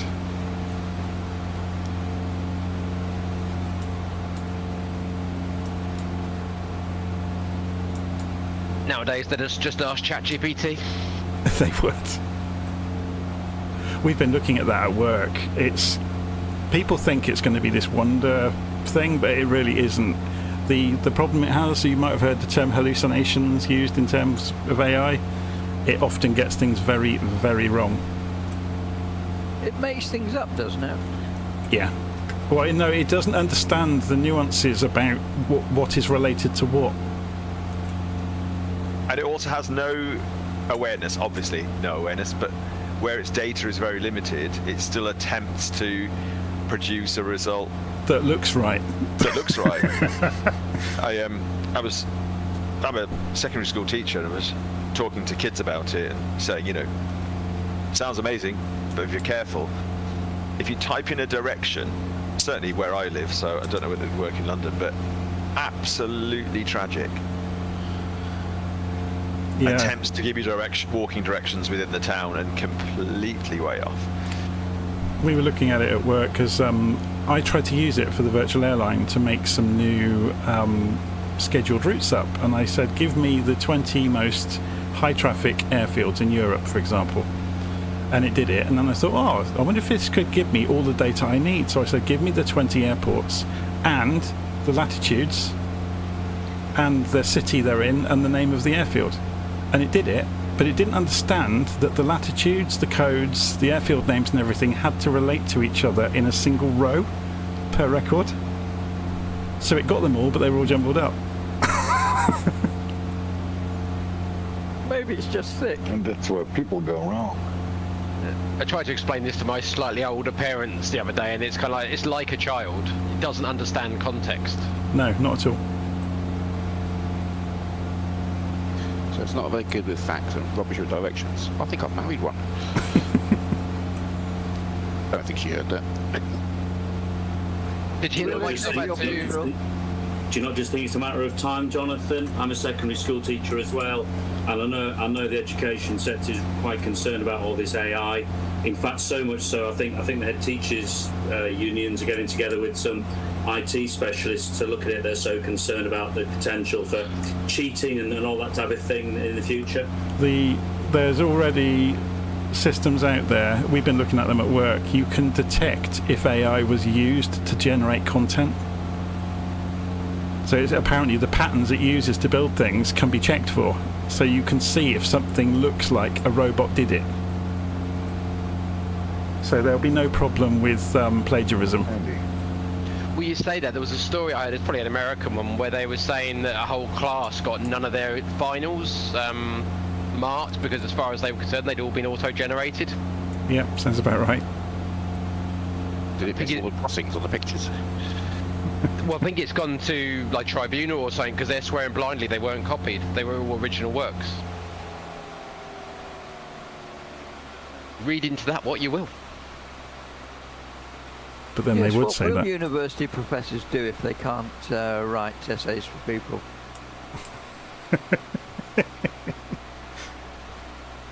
Oh, now I'm having weird thoughts. What if none of you are real? What if I'm flying with complete AI?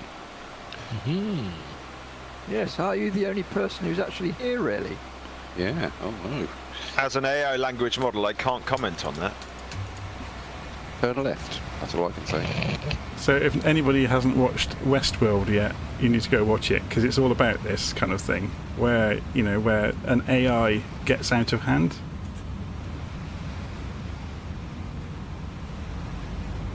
You mean you haven't watched Arnold Schwarzenegger yet? Guy. You haven't watched Johnny 5 yet? You haven't watched... Never mind. Just show my age. I think the fascinating thing with Westworld was it was all predicated on they made a slight change to the robots in the theme park to make them seem a little bit more realistic, and it ended up unravelling absolutely everything. There was also a TV show in the UK called Humans. Yes.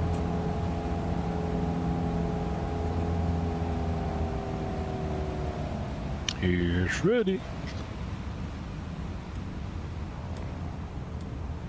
And a lot of the episodes of Black Mirror showcased what a dark future looks like with AI. Yeah, I've not actually seen Black Mirror yet.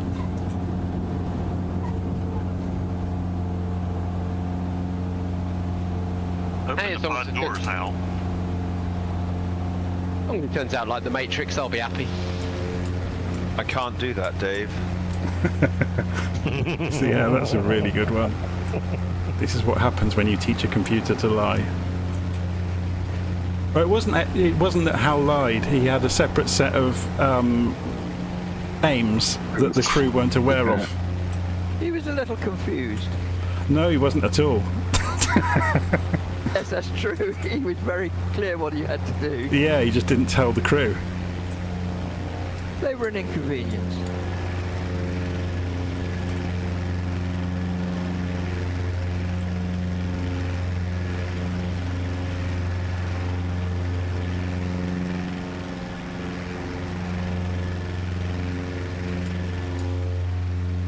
As I'm having to fly old-fashioned, what's our next course, Jonathan, please? 173 degrees, 20 miles, down to... Oh, I can't remember the pronunciation of it. Tužina, I think. 173 degrees, thank you.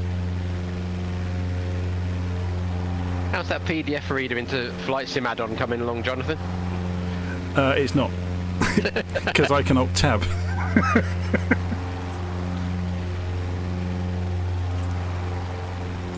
Tužina is the correct pronunciation for the next one.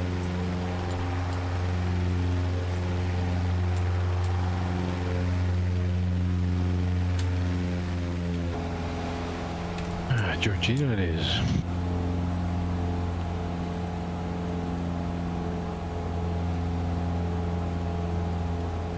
Also on the way to this airport I spotted a bridge and you can fly in, right? I'm in the Spitfire. This is terrible, not being able to use it like my little nav. I actually have to work in the cockpit. But Spitfire updated that on the last update. Yeah, but I'm on Xbox and we haven't had that update yet. So I still can't fly on the bridges or power lines. You can go very close to the top though.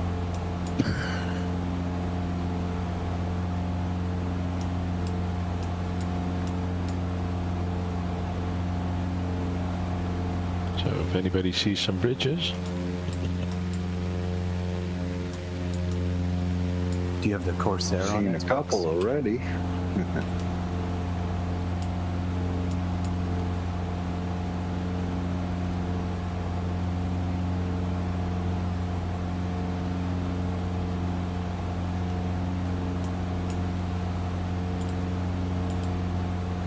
Right, I'm up and running, guys, and here I come on the Y key to catch up, but I've never had this happen before, but for some reason or other, my data was all turned off. Yeah, you could have lost a connection earlier for some reason. Before. Yeah. So I had to go into options and reset all my data settings, and I'm back again. Yeah, I've seen that once or twice myself. Do you have the setting switched on to notify you when the connection drops? No, I haven't. Might be worth putting it on. Oh yeah, it does. Comes up, tells me that, but when I went into, you know, my little nameplate to see where it was all greyed out. I couldn't get back onto the server. Then I thought, well, maybe I better go and have a look at my data settings, and it's all off. Sort of an automatic, reset or something, you know. I've had it once. After I lost connection and put me offline, and then I got back on, and then all of this happened, you know. It all was reset, but only once, luckily. Touch wood. I've had it a shitload of times for the last 2 months. All right.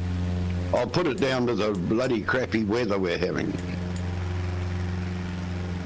You having crappy weather? Okay. But it is winter for us. What does crappy weather mean then to you then? Wind and rain. Sounds like Scotland. Not quite as cold though. It's quite mild actually at the moment. We've still got between 18 and 20 degrees Celsius. Oh, and like a Dutch summer. Yeah. You're worried about a bit of wet hair. Okay. Rain, wind, if you're lucky 18 degrees. Yeah. Your winter sounds like our summer indeed.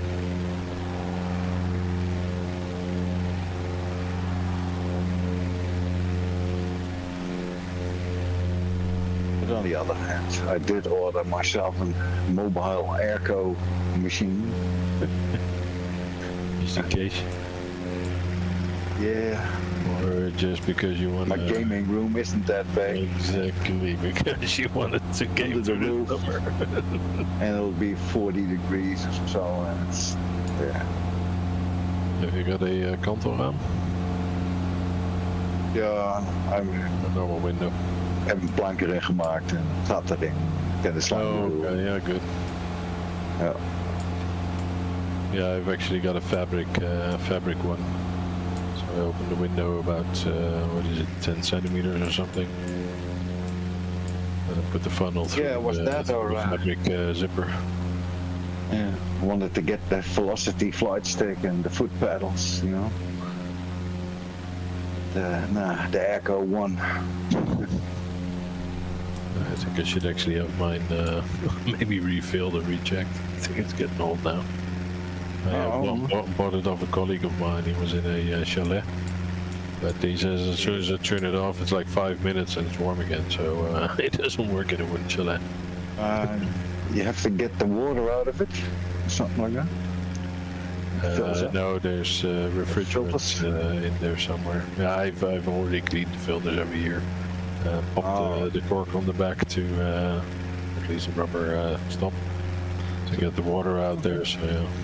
So Philip on the live stream is asking, or is mentioning about the rubbishy weather and joking about it, but if anybody wants to ask Ellis about terrible weather, the last, what was it, 3-4 months, Ellis, you have had some of the worst weather on record, haven't you? Yeah, without a doubt. They're telling us on TV, what are we? We're only halfway through the year, and we've already exceeded the annual rainfall for the year. Yeah, you've had terrific floods and storms and all sorts, haven't you? Yeah. Yeah, we've got extremely cold weather for months over here. It's all the fault of La Nina. Mm-hmm. Yeah, and it's the nothing you can do about it. No, we're heading for El Nino next year, which means dry, lots of fires, and drought conditions. Apparently, dead opposite. But apparently they blame that on the climate as well. Well, they call it the Great Southern Oscillation, and it affects the weather all around the world. And it all starts on the west coast of South America, around the Galapagos Islands. That's where it all heralds from. It's a very interesting... Similar like that from the north as well. Cold stream coming from the North Pole. Yeah, I think there's a very good video on YouTube where a guy gets into the technicalities of explaining it all, and if you want to hang in there, it is actually quite interesting. But apparently it even affects the weather in the Northern Hemisphere. Oh, yeah. It's called the Great Southern Oscillation, and it's been around for thousands of years. And it does 2 cycles, and it can run one particular cycle, but it never exceeds 5 years. Well, this year is year 5 of what they call La Nina. All right, so it has to change now. Huh? Well, it's got to change now, apparently, but whether it does or not, we'll wait and see. Well, we had the same thing with that cold stream from the North Pole. Normally, where I live in the Netherlands, we would have real cold winters and ice, and we would skating and all. But now, 5 years in a row, we've had really mild winters, you know? And but then on the other hand, in America, up there they had like 5 horror winters in a row. So that cold stream has like diverted to that part and not to us. But it'll probably change again. Most of our ice skaters went to Switzerland to ride up the ice lakes there. So there's 2 knots wind on the ground at the airfield. So everybody can make up their own mind.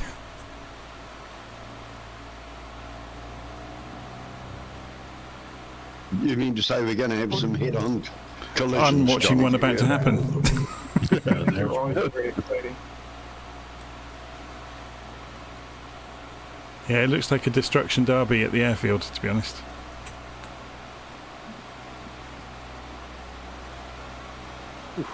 It's not very long. Yeah, I'm going to circle to lose some speed. Or just circle for safety. Spitfire. Yeah, wait until everybody's crashed and then come in. I mean, I'm careful here. I learnt a long time ago that that's why I fly the Caravan, because you never know what's coming, and at least you've got reverses and you can pull up in a hurry. I was going to say, you can open the throttle up and climb like crazy.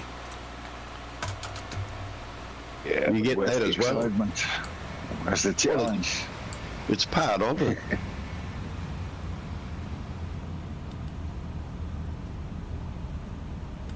Just met a bus on the runway, so be careful.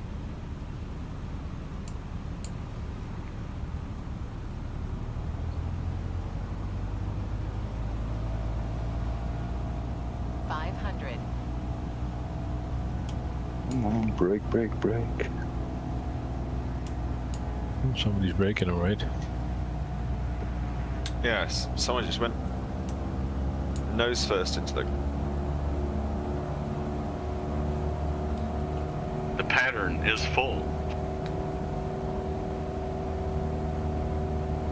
Are you sure about that?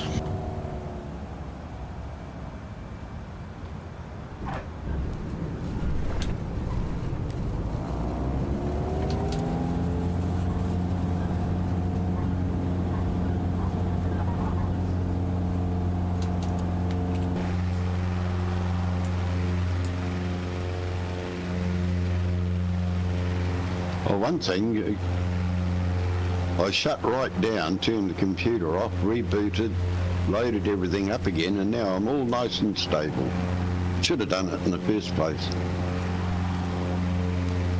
Okay, so final leg, final leg, 260 degrees, 25 miles over to Trencin. Okie dokie. Final. I think I just blew up my engine. Is that Kodiak by any chance? Probably. For the Corsair. I thought you had the copyright on that. What, blowing up Kodiaks? Yeah. You do?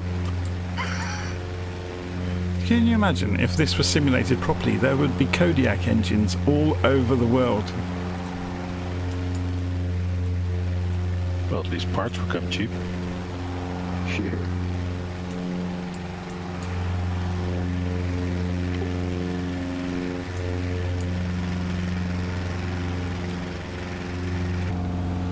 They're not cheap. But that's Wales made.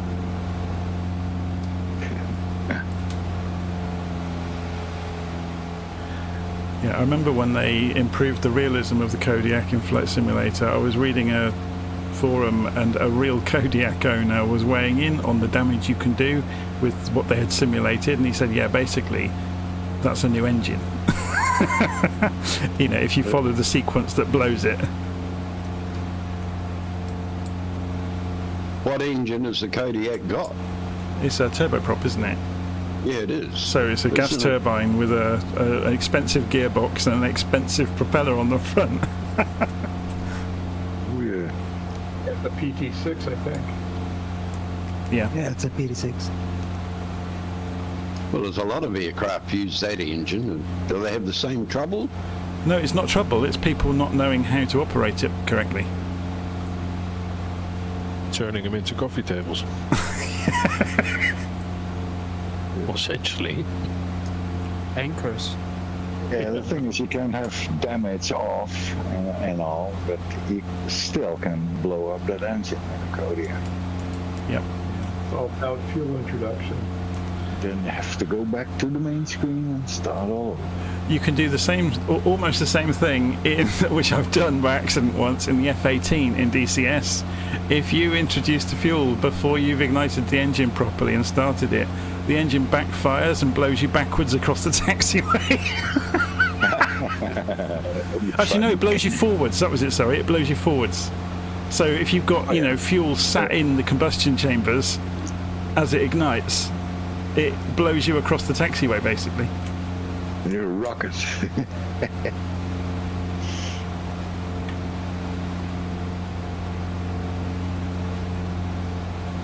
I'm not one to start cold and dark, but now that you told me that, it'll be fun.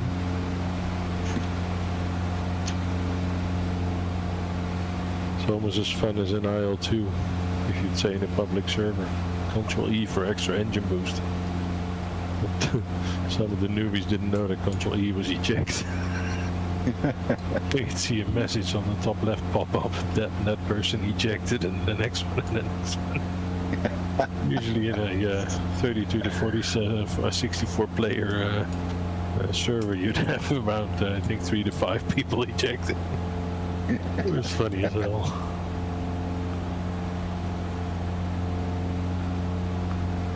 This landscape is amazingly well done, considering they haven't done it in detail yet. Oh, it is very good. Complaints here.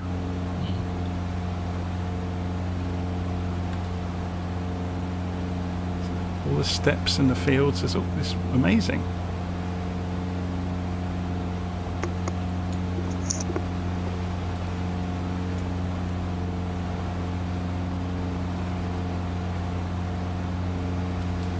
Yeah, look at this, and look at the Netherlands in Flight Sim, where you're like, I know it's flat, but it ain't that ugly. There's just nothing there.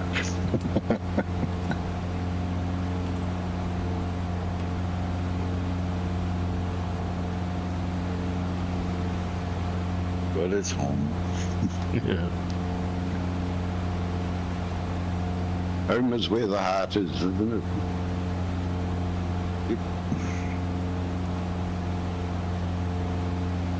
The heart used to be. Home is where I lay my head.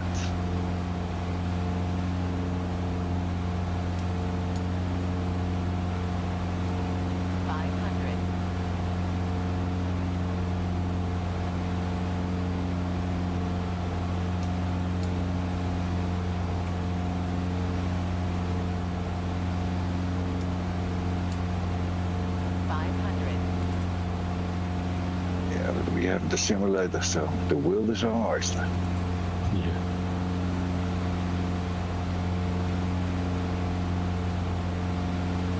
The only problem I find is it says to me that it's time to get on a big bird and go visit some of these places. But then it costs me a bloody fortune because we're so far away. Yeah, true. Yeah, your starter fee is definitely a bit higher. Luckily, I have been to New Zealand about 10 times, so that helps. But I'd like to see Utah. Been there twice now. It's amazing. Everywhere is amazing. Yeah, true. If it's not home. Yeah, as long as it's not home. I think I've learned more about our planet in the last 2 or 3 years than I have in my lifetime. There's no doubt about it. It's amazing. Yeah, my geography knowledge has gone through the roof. Yes, it does, doesn't it, Jonathan? I know where Higher Wycombe is now. Epicenter. And Booker Airfield. Yep. Yep. Look like. And there is a coffee shop, right? There is. There's a cafe. Yeah. I actually know the girl that works in there. Apart from the airfield, Ellis, High Wycombe isn't worth a visit, though. Is that the airfield where there's a black square around it on the left map? Yes. What runway are we landing on? Or we take our pick here too? 2 knots. I'm going 04. Oh yeah. Yeah, there's variable 1 knot on the ground, so Whatever you like. But not on the taxiways. That's reserved for Harrison Ford only. Ellis, I wouldn't recommend buying the Red Hill scenery either. It's out of date because they closed the coffee shop. What a bugger. Yeah, it'll be open again tomorrow morning, though. That was my old local aerodrome. My dad used to fly from there many years ago. The closer coffee shops we have over here in the Netherlands, it would be a riot. I think that would go for anywhere. You know, we've even got Starbucks down here. Well, most of ours don't really serve coffee. No, they don't. It's porridge. Sorry, but I don't want to offend people, but I don't like Starbucks. I actually drive 120 kilometres to buy my coffee. I go to a boutique coffee roaster. Okay. It's called Roma Coffee. The best coffee in the world, I was told. And I have to agree with them. If you like it. That's what it's all about. If you go to 2000 hours, it looks rather good. Yeah, it's beautiful, isn't it? Has anybody heard the story about, or have you heard of Mark Maron, to start with? He does the WTF podcast. He's an American stand-up comedian. Has anybody heard of him? No. Oh, it's worth looking up. He's basically each week he gets celebrities on, or actors, actresses, and all sorts of people in the industry to just talk about, you know, their career and what they're up to. But when he first started out as a broadcaster, he was obviously scratching around like anybody else doing that kind of thing on the internet, trying to get product placement and, you know, get advertising revenue and all the rest of it. And a boutique coffee place gave him their coffee to advertise on his channel, and they had just started and didn't know, you know, they didn't have any advertising spiel or anything. They said, "Oh, just say something good about it." So he's on his show one day, and I don't know if I can say this on the channel without breaking my own rules, but he needed to say something spectacular about the coffee to, you know, to warrant them giving him money to advertise it. So he just basically said, this coffee is so good, I sh my pants. And unfortunately, that was then printed on T-shirts, and it went viral, and the coffee business nearly went out of business because they couldn't make it fast enough. Oh dear.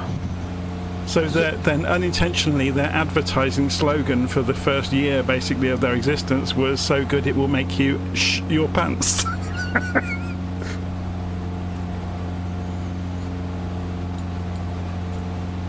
But yeah, Mark Maron has a very, very good podcast. It's called WTF. Go look it up.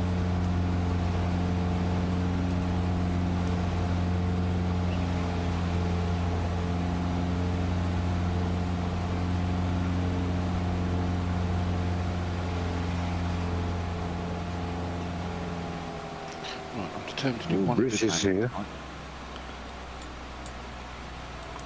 This is quite a big airfield, isn't it? I see a bridge. Spoiled this time.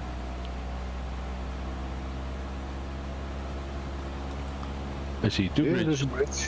There's two bridges. Making a run. Oh yeah.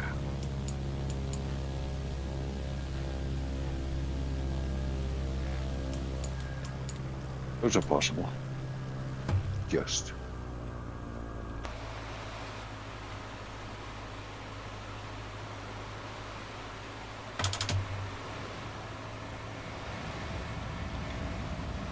There are two runways here. There's a grass runway, one. yeah.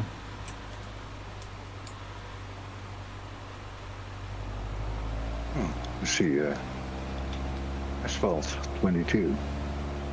Yeah, there's a grass one just alongside it. Oh. First one's a bit too low.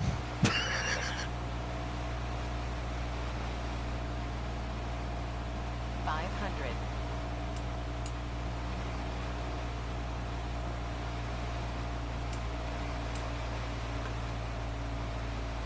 I'm used to having trees in front of the runway, but now I've got buildings in front of the runway.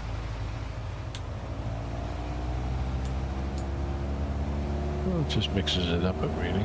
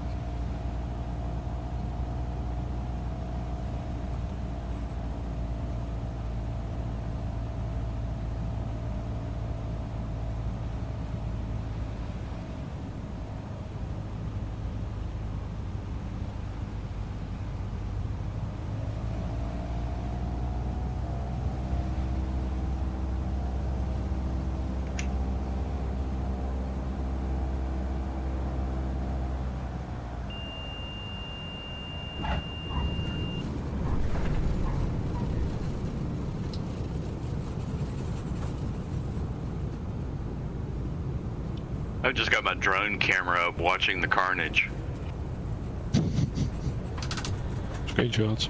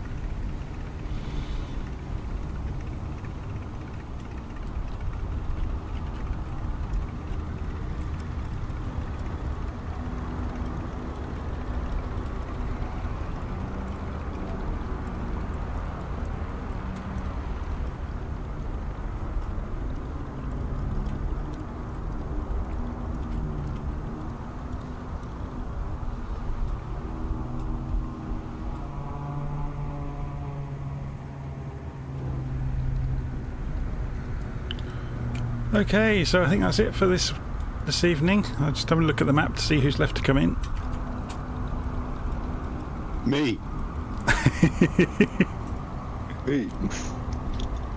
I was going to say, we need a Virtual Airlines news helicopter livery, really.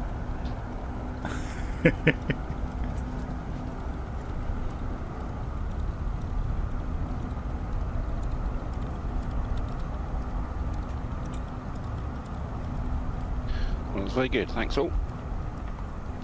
You're welcome. Yeah, it was wonderful. Good fun. Yeah, Thanks for setting that up. as I said earlier, anybody who wants to organise flights, absolutely feel free to do so. So just put something in the events, and if you want help publicising it, just get in touch with me, send me an email, and I'll put something in a newsletter and send it out to everybody. Wonderful. Thanks. Yes, sir. Thanks. Good night. Cool. See you soon. Good night. Good night and thank you. Good night. Thank you guys. Good night. Good night. Many thanks, Jonathan. Night. Cool. See you soon. Night all. Next weekend should see the Scrapyard Monster in FlightSim.to. Oh, fantastic. I'm looking forward to that. Yeah, it's fun. Okay, thanks for the night. Nice flight. Good evening. See you soon. Cheers. Good night. Good night. Good night, everybody. Good night. I'm A lot of fun, guys. See you later. I'm still on final, so. Oh, I'm still filming, so live stream is still going. You got G Tony behind you, Ellis, as well. Yeah, you're about 3 miles out. I can see you.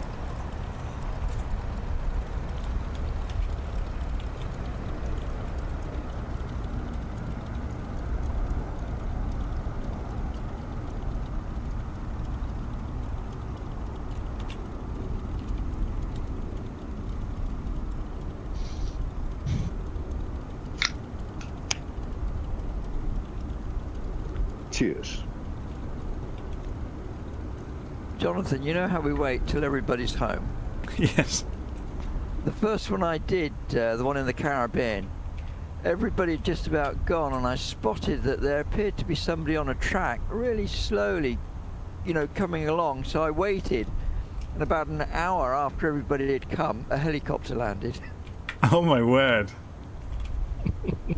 I said, I don't know if you can hear me, but we do try to fly at least at 120 miles an hour.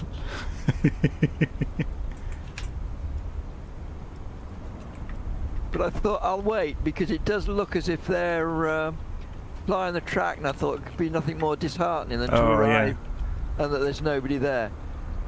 That was a good idea someone had earlier, though, about doing a bush plane, you know, something with slower planes, a shorter route. Yes, I've looked at it once or twice, and but then we come on, and then you've got half a dozen planes at least that are all flying at sort of 140 knots, something like. Maybe do it with a special interest group. Maybe, you know, with just bush flying, with planes that can only do 100 knots max, maybe. Yeah. Well, nominate the aircraft and say, you know. Yeah, you have to have this. You have to have this, you know, and. Yeah, I mean, we've got quite a few to choose from that have just come standard with the flights, don't we? There is. Well, the Kit Fox is a good plane, would be a good one for that, because it's easy to fly. And yeah, and even the little, was it Savage Cub and things like that, which come with a sim. Yeah, they're amazing. Yeah, definitely don't do a single type, because obviously people won't have the money to buy it, so. Yeah. No, we're saying that we'd use one that comes with the sim. Yeah, that worked. We could even do a flight with the Cessna 172 mandated. Yeah, that's a good one. On about that, with flying the Cessna 172 or the 152, somebody sent me quite a lengthy email, and I've been thinking about it. They were on about doing tuition. Now, I think it would be much better than doing any kind of one-to-one tuition, because I'm not a proper pilot, so I can't really teach anybody anything with any authority. But maybe we should do some sessions for people who are learning skills that are specific sessions for that kind of thing. So, like people who want to go and fly, you know, doing standard rate turns for an hour or whatever it is. And set some things up and see if they're in, you know, see if there's an interest in it or not. Just pick an airfield, you know, pick an airfield somewhere and let people just practice skills, ask questions of each other, share their experience of what they're finding difficult or whatever it is. I thought it might be interesting. Yeah. In my flight from, I've forgotten where it comes from now, that ends up in Gibraltar, I've put in a VOR towards the end. I thought if we could try and get people to tune in on the radio to that. But here I am being a coward, because I'm saying you'd probably be a better person to explain it, Jonathan, than me. Going into Gibraltar, if you do it accurately, is a bit of a nightmare, because if you have to come in from the west, you have to avoid Spanish airspace and fly in through the harbour, basically visually, and do a 90-degree turn at the last moment. Yeah, I've done that. I've put in waypoints so that after the VOR they go out into the Straits of Gibraltar, then turn left basically to head through the Straits, and then put in another waypoint where you basically turn left of the rock for 09 and right of the rock for, I've forgotten the runway number now. Oh, if anybody wants a brilliant airfield to go look at, it's not modelled wonderfully, but you will not believe the scenery. Go and look for Oscar Papa Sierra Delta. It's called Skardu. Just go and look at it. So OPSD is the ICAO code. Yeah, I've just written that down. Yeah, I'm going to check that. It's OPSD. Yeah, Oscar Papa Sierra Delta. It's called Skardu on the map. It's unbelievable. It's in between mountains in every direction. Where is that, Jonathan? I'll find it on the map and tell you. Looking right now.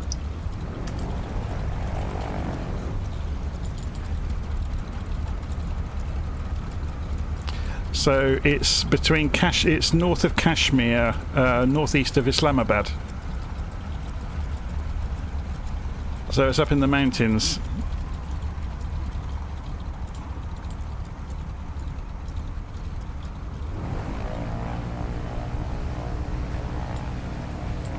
But it's an airfield big enough to take the big jets, but how you get in there is another matter. Sort of like Innsbruck. Probably worse. It's got a 12,000 foot runway, but it's at 7,000 feet, so the air is thin. But unfortunately, both on the way in and the way out, there are mountains in the way. Yeah, I see it now in the little map.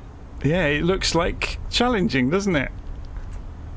Really? That looks fun though, doesn't it? It does. I think that would be a good challenge night to everybody do like a what they call it, a bullseye, where everybody ends up there. In a pile. Get there any way you can. Yeah. In pieces. We haven't done a bullseye for a long time, have we? That would be a good flight night, actually, where we just pick the destination and say everybody try to arrive for a given time. And obviously you'll get the odd maniac that does a transatlantic flight to get there.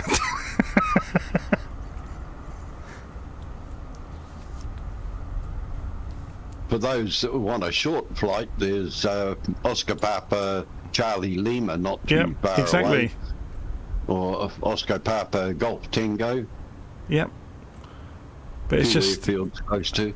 Yeah, I was just scouting around looking for airfields to put on a tour, and I spotted it and thought, oh my word, look at that.